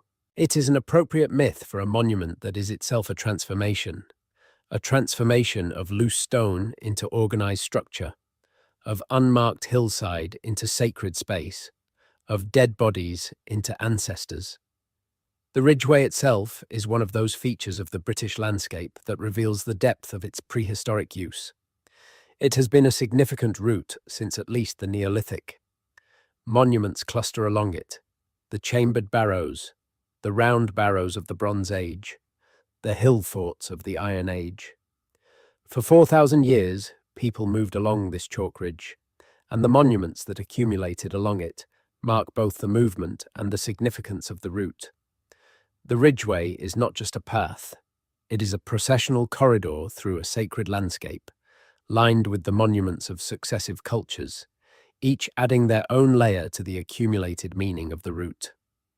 The chalk downlands of Britain are particularly associated with the megalithic tradition, because chalk is a good building material, available in large quantities, relatively easy to work with antler and bone tools, and the chalk landscape preserves organic materials in its alkaline soil better than the acidic soils of upland moorland. But the megalithic tradition was not confined to chalk. It appears on granite, on sandstone, on limestone. Wherever there was stone of sufficient size and a community with the will and the knowledge to work it. The granite landscapes of southwest England, particularly Dartmoor and the far west of Cornwall, have their own distinct megalithic character. Dartmoor in particular contains one of the most extensive surviving megalithic landscapes in Britain, one that is perhaps even richer than Salisbury Plain in some respects, simply because the moorland has been less intensively farmed and therefore better preserved. Dartmoor has stone rows, dozens of them, some of the longest stone rows in the world. They extend across the moor in lines that can run for over 3 kilometres. The stones set closely together in double or single files, oriented in directions that seem to have no simple astronomical explanation. They terminate at cairns or blocking stones. They cover the moor in a pattern that suggests a landscape, organised by a complex of processional routes. Ritual pathways, ceremonial corridors. What were the stone rows of Dartmoor for? The honest answer is that we don't know. They are one of the most studied and least understood features of the British megalithic landscape. Every explanation that has been proposed runs into difficulties with the evidence. They are too long and too numerous and too varied to be explained by any single simple function. They cover such a large area of the moor in such a systematic way that they suggest a comprehensive organisation of the ritual landscape that we are not yet able to decode. What we can say is that someone spent an enormous amount of time and effort creating them. The granite of Dartmoor is hard. Setting even small stones in the granite subsoil of the moor, in the wet and cold conditions that the moor routinely produces, is arduous work. The rows are not impressive individually. They are impressive, collectively, in the density and extent of the network they create across the moor. They are a commitment, a statement. They say, this landscape matters. We have organised it. We have marked it. We have made it speak. One of the features of the British megalithic tradition that is frequently mentioned, but rarely fully explored, is the evidence for feasting. This evidence comes primarily from the extraordinary excavations at Durrington Walls, the large enclosure near Stonehenge, but it is also present at other sites. Animal bones in enormous quantities, particularly pig and cattle bones, are found at Neolithic ceremonial sites. The bones are often from young animals, animals that would have represented a significant economic investment, slaughtered for the occasion, rather than being old and worn-out animals culled from the herd. The feasting evidence at Durrington Walls is extraordinary. Tens of thousands of animal bones, representing an enormous number of individual animals. Isotopic analysis of the cattle bones suggests that some of the cattle came from as far away as Scotland, hundreds of miles from Durrington. People came to Durrington Walls from a wide area, and they brought their animals with them, or sent them ahead to be slaughtered and consumed in communal feasts. This was not subsistence eating. This was ritual eating, conspicuous consumption on a scale that required significant surplus production and significant organizational capacity. It was also, almost certainly, politically significant. The ability to provision large gatherings, to provide the meat and the hospitality that created bonds of obligation and solidarity between communities, was a source of power in the Neolithic world. The communities or individuals who organized and provisioned the feasts at Durrington Walls were not just feeding people. They were creating and maintaining the social relationships that made the wider project possible. The feast and the monument are therefore connected in a way that goes beyond the purely practical. The feast created the social conditions, the solidarity and the obligation that allowed the communal labor of monument building to be mobilized. The monuments provided the occasion for the feast, the reason for people to gather from wide areas, the focus of the shared project. Monument and feast reinforced each other, sustained each other, were part of the same complex of practices that held the Neolithic world together. This picture of Neolithic Britain is not the picture of isolated, struggling, primitive communities eking out a bare subsistence. It is a picture of complex, connected, socially sophisticated communities engaged in large-scale cooperative projects, capable of supporting and provisioning large gatherings, skilled in the social technologies of hospitality and obligation that turn strangers into allies and allies into communities. It is, in short, a picture of a civilization, not civilization of the kind we usually mean when we use that word, not cities and writing and states, but civilization in the older sense, the sense of people living together in organized, complex, culturally rich communities, sharing a tradition and a world that they have made meaningful together. The question of what happened to this civilization, in the end, takes us back to the beginning. We started with stones. We end with stones. Because the stones are what survived when everything else was gone. The people died, the language died, the beliefs, the stories, the ceremonies, the names of the gods, the names of the specialists who carried the knowledge, all of it died. What survived is the stone, and perhaps that is the final thing to say about what the megaliths of Britain tell us. They tell us about permanence, about the human desire for permanence, about the choice, made over and over across 2,000 years, to build in stone rather than in wood, in the hard material rather than the soft, in the permanent rather than the temporary. Why permanence? Not because the buildings would be used forever. The passage graves of Britain were sealed, eventually. Their use finished. Stonehenge fell into disuse. The stone circles were abandoned, left in their fields as the communities that built them moved on, changed, were replaced. The permanence was not for the function. The buildings did not need to be permanent to function. Wood structures could have served the same purposes, in principle, for the duration of their active use. The permanence was a statement, a declaration.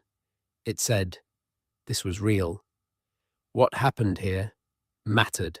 We were here, and what we built, and what we believed, and what we did in these places was significant enough to be made of stone, significant enough to outlast us, significant enough to speak to whoever comes after.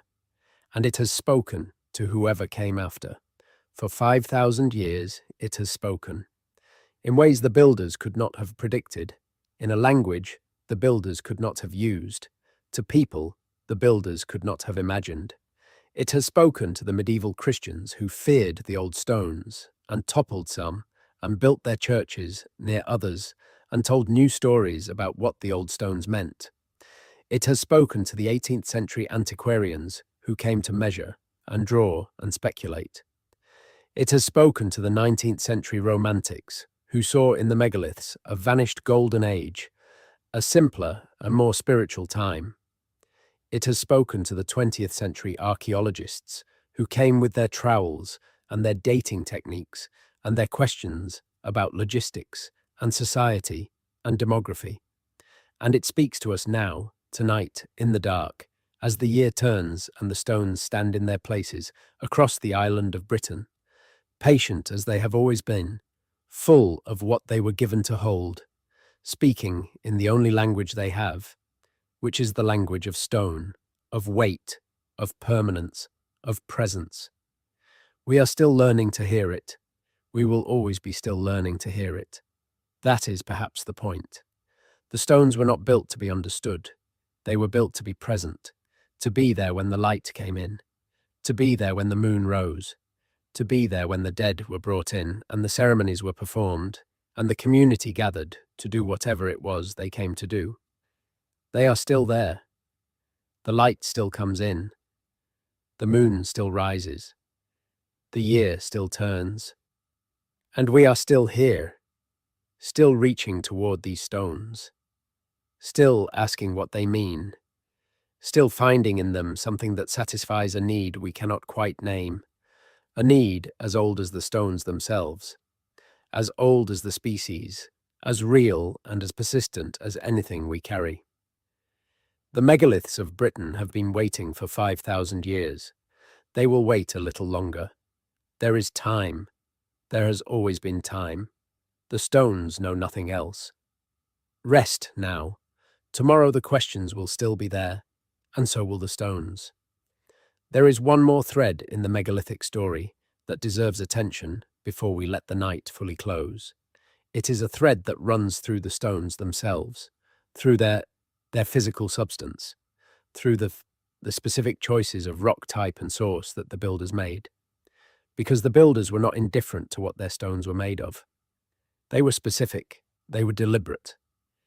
They went to particular places to get particular kinds of stone, and that specificity carries meaning.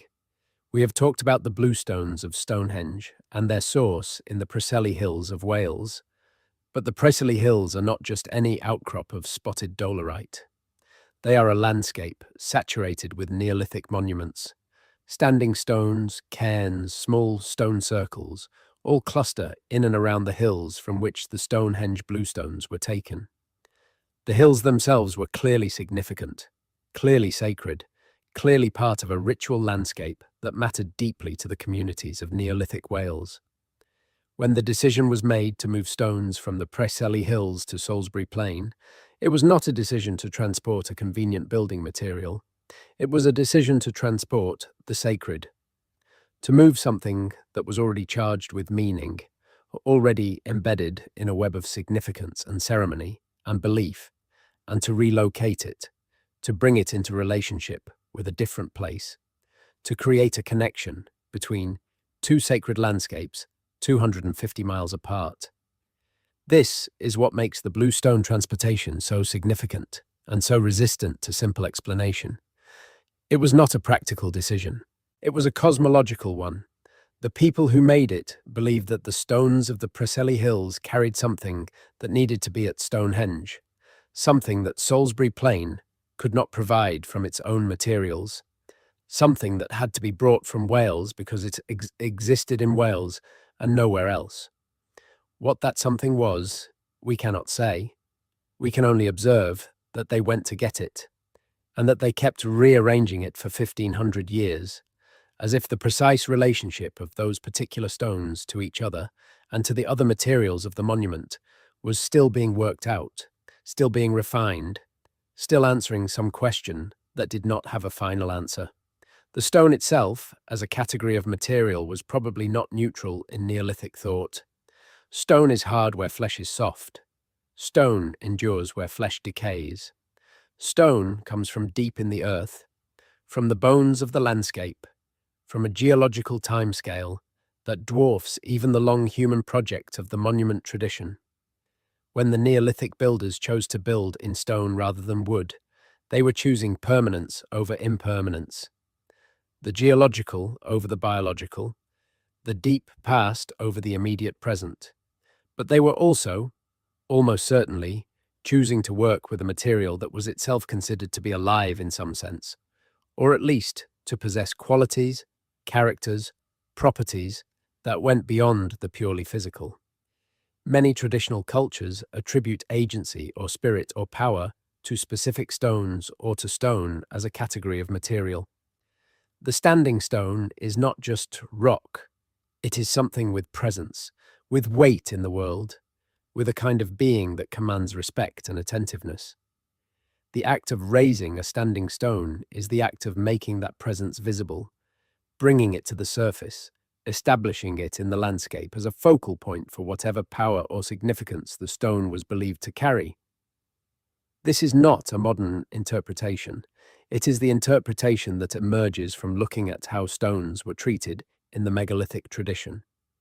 The specific choices of stone type, the specific sources, the specific sizes and shapes selected from the available material, all of this points to a discrimination that goes beyond the practical. The builders knew what kind of stone they wanted. They knew where to get it. They knew what it would do and what it meant. They were working with a knowledge of materials that was simultaneously geological and cosmological, practical and sacred. The practice of constructing monuments that are deliberately sited to create or enhance visual effects is another dimension of the megalithic tradition that deserves more attention.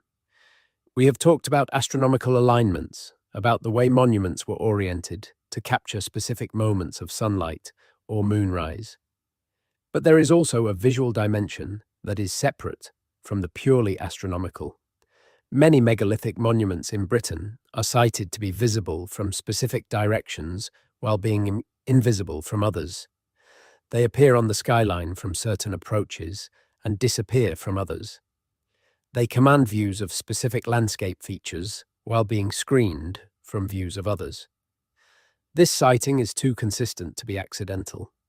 It reflects a deliberate spatial intelligence, an understanding of how form relates to landscape, of how a monument positioned on a specific point in the terrain will appear to those approaching from specific directions. The long barrows of southern England are often sited on ridge edges, visible against the sky when approached from below, dominant on the horizon when seen from the valley. This visibility was presumably intentional. The monument was meant to be seen, to assert its presence on the horizon, to mark the ridge as significant. The tomb was not hidden, it was displayed, but the display was directional. You saw the monument from the valley, approaching the ridge. Once you were on the ridge, the monument's relationship to the sky changed. You were beside it, not below it. The visual drama of its silhouette against the sky was replaced by the physical presence of its stones and its mound, the intimacy of the actual encounter replacing the distance of the view. This orchestration of visual experience, the design of a monument to produce specific visual effects at specific points in the approach and the encounter, is a form of spatial design as sophisticated as anything in the history of architecture. The person who sited a long barrow on a specific point of a ridge, accounting for its visibility from the valley and its orientation to the midsummer sunrise and its relationship to the spring below, was doing multiple things simultaneously. They were designing for experience. They were thinking spatially and temporally and cosmologically all at once. That is not primitive. That is design. That is the application of accumulated knowledge, aesthetic judgment, and cosmological understanding to the shaping of a specific piece of landscape into a specific kind of place. It is what architects do. It is what landscape designers do. The tools were different, the context was different, the cosmology was different, but the intellectual operation was recognizably the same.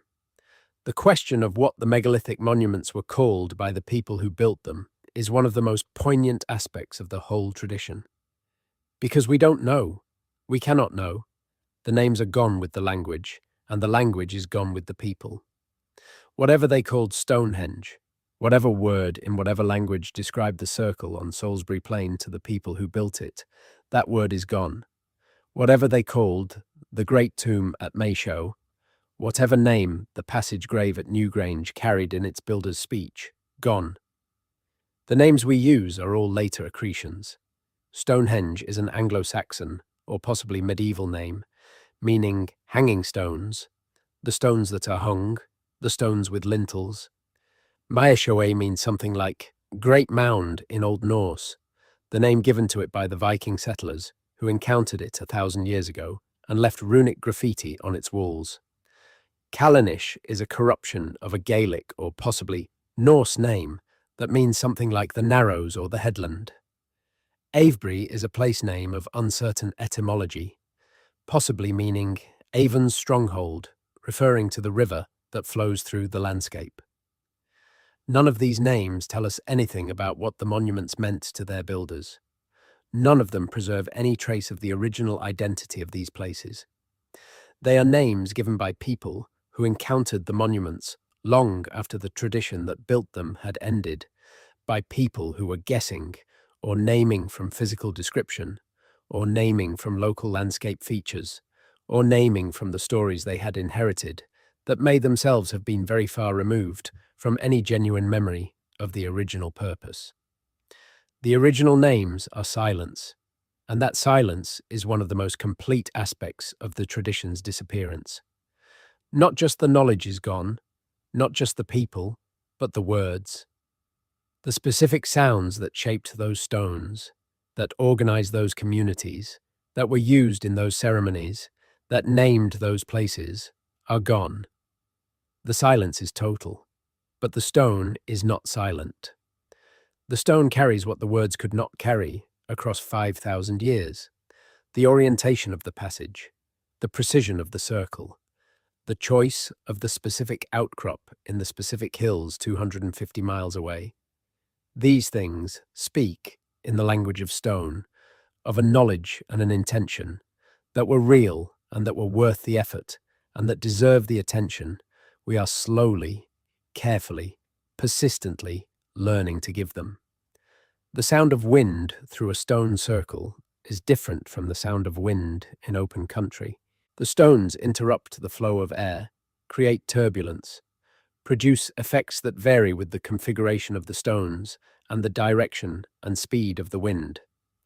At some sites, the wind makes sounds as it passes through or around the stones, sounds that may have been part of the experience of being at the monument.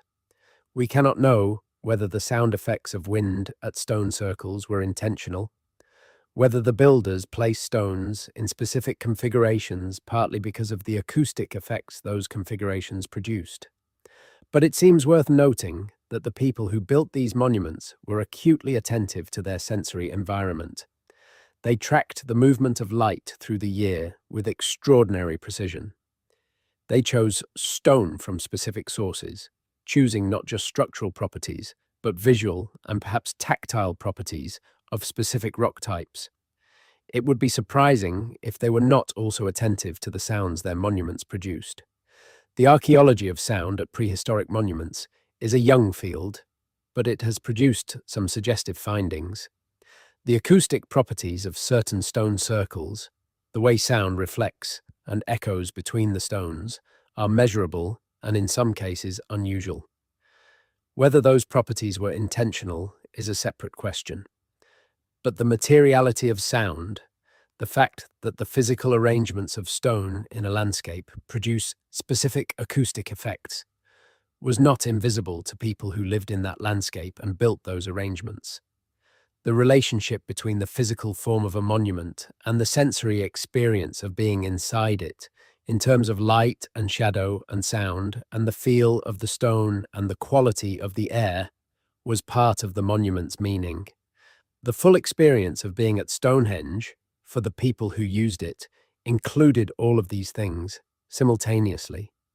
The visual drama of the stones, the light at the right season and time of day, the sounds that the wind made, the feel of the ground, the smell of the chalk, the quality of the air, which on Salisbury Plain, in certain weathers, has a specific freshness, a specific openness, that is part of what the place is.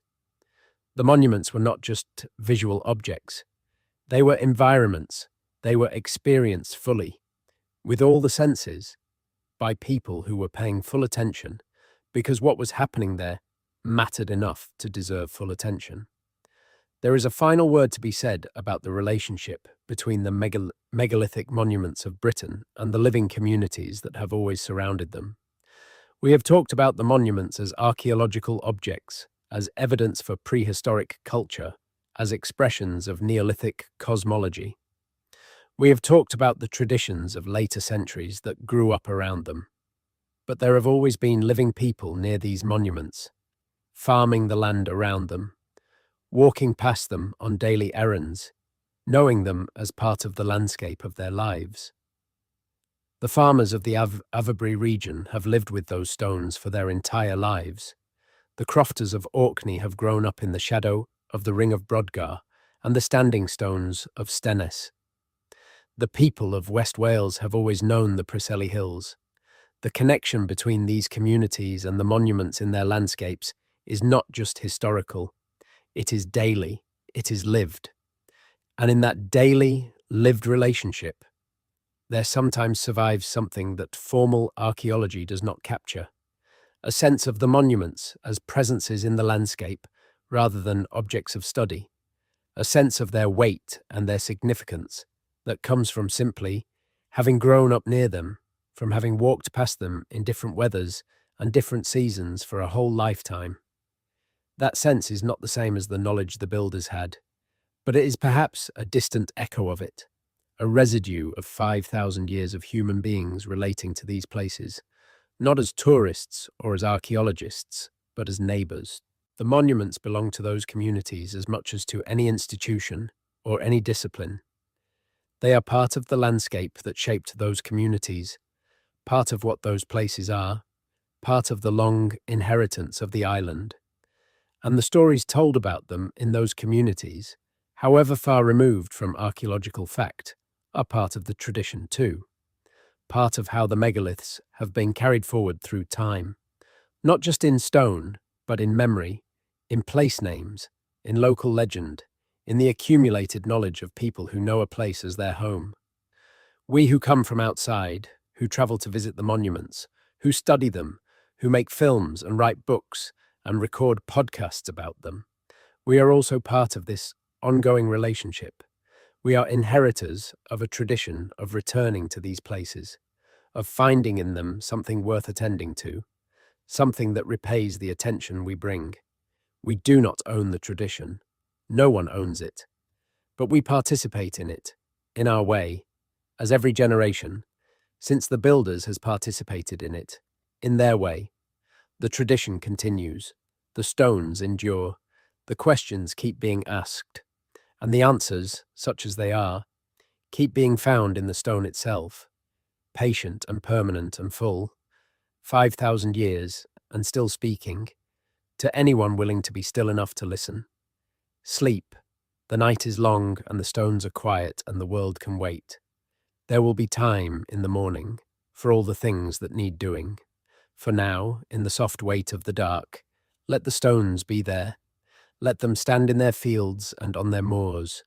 Let the wind move around them and the stars wheel overhead and the year turn in its ancient rhythm, measured and marked by the same light that the builders oriented their monuments to receive.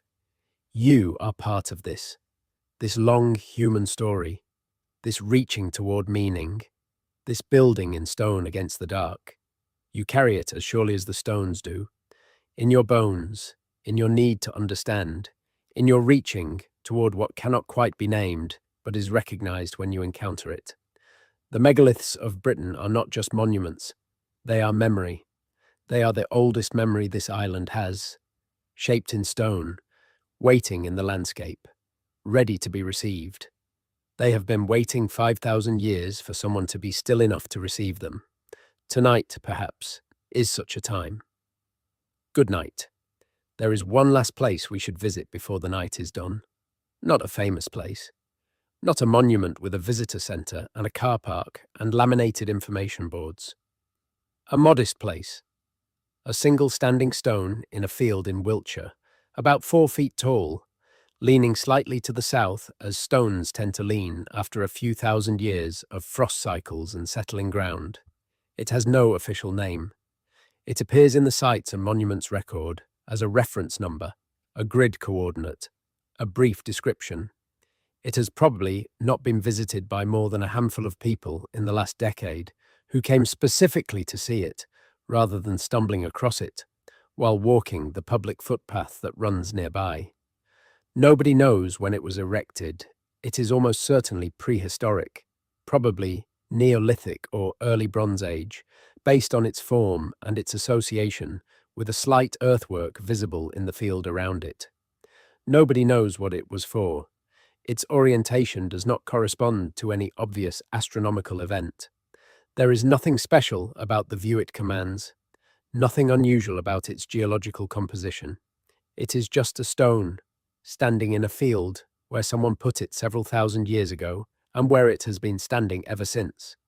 It is the most ordinary kind of megalith, the kind that most people never see, never think about, never travel to visit. And yet, someone put it there. Someone chose this particular spot in this particular field, and hauled or dragged or levered this particular stone to this particular upright position and ensured it was stable enough to stand, which it has done for at least 3,000 years. Someone cared enough about this stone in this place to do all of that. It mattered to them.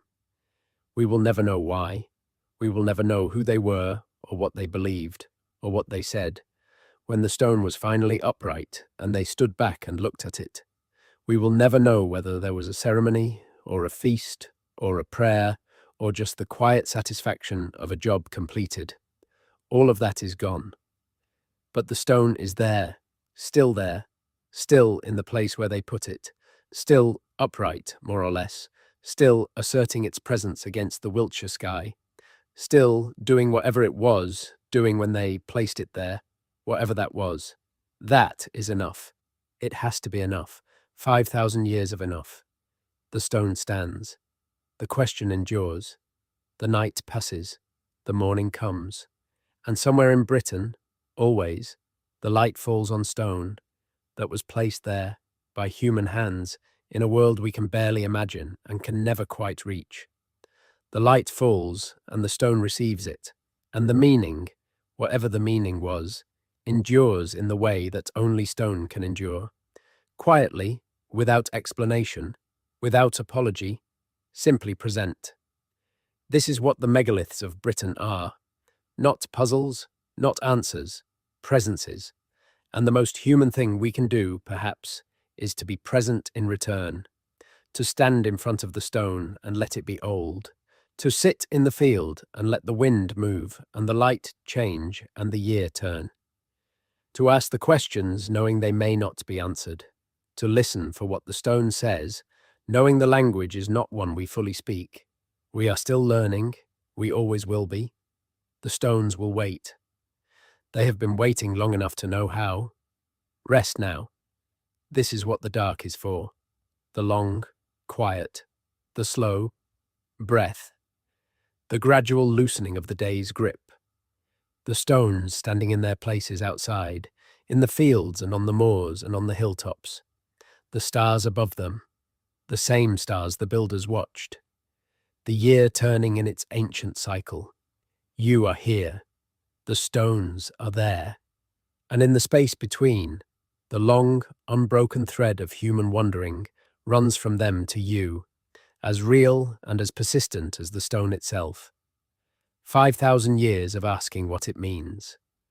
5,000 years of reaching toward an answer that is always just out of reach, but is always, always worth reaching for. Good night. The stones have one more thing to tell us, and it is perhaps the simplest thing of all. It is the thing that is easiest to overlook precisely because it is so obvious, so visible, so entirely on the surface, that we tend to look past it to the more complex questions beneath. The thing is this: the stones were carried by people, moved by people, set upright by people, people who had hands and backs and feet, and who felt the weight of the stone and the ache in their muscles at the end of the day. People who were cold when the wind came from the north, and wet when the rain came in from the Atlantic, and hot on the rare days when the British summer was generous. People who ate and slept and talked and worried and loved their families and were afraid of the dark and grateful for the fire. People who were, in every meaningful sense, exactly like us. This is not something that needs to be said to specialists. Archaeologists know this perfectly well, but it sometimes gets lost in the public presentation of prehistoric monuments, which can make the builders seem abstract, distant, almost mythological figures. the kind of beings who could have moved those stones because they were somehow different from us, harder or stronger, or more connected to the earth, or more in touch with some power we have lost. They were not different from us. They were us at an earlier moment in the same story. They had the same cognitive equipment, the same emotional range, the same capacity for planning and grief and humor and obsession. They were people. And people did this. People moved the bluestones from Wales. People raised the great trilithons of Stonehenge. People dug the ditch at Avebury and piled the chalk to make the bank. People carried the dead into the passage grave and arranged the bones and lit whatever they lit and said whatever they said. People did all of it, with their hands, with their backs, with their knowledge, with their belief.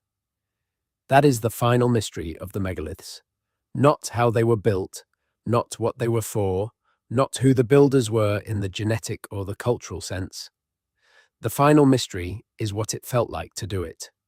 What it felt like to be one of the people who moved those stones, who raised those chambers, who returned year after year to a monument that was already ancient when you were born and would still be standing when your grandchildren's grandchildren were dust. What it felt like to be part of something that large, that long, that patient. We can never know exactly, but we can recognize the impulse. We have all, at some point in our lives, been part of something larger than ourselves, a family, a community, a project, a tradition.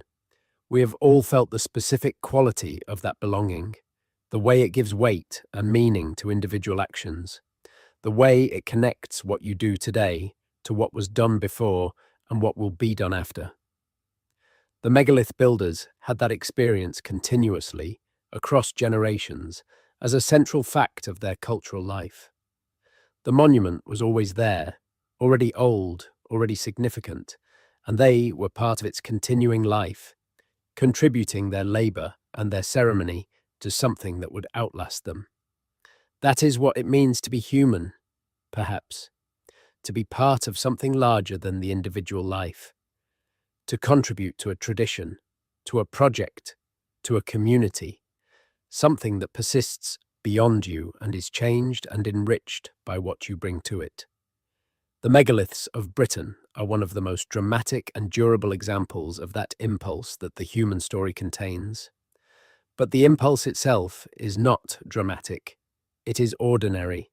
It is what connects us to those builders across 5,000 years of silence and stone. The stones are standing. The night is quiet. The world is still. And in the dark, in the long space between question and answer, the thread runs from them to you, unbroken, 5,000 years long, made of the same stuff that makes us human. Rest now. That is what the night is for. The wind tonight is moving through stone that has stood since before writing, before cities, before the oldest books. It is the same wind that moved through those stones 5,000 years ago. The same turning of the earth that brings the solstice light into the tomb. The same moon in its long cycle, making its way back toward the southern horizon where the builders of Callanish watched it skim the ridge. These things have not changed. The stars have shifted slightly in their positions.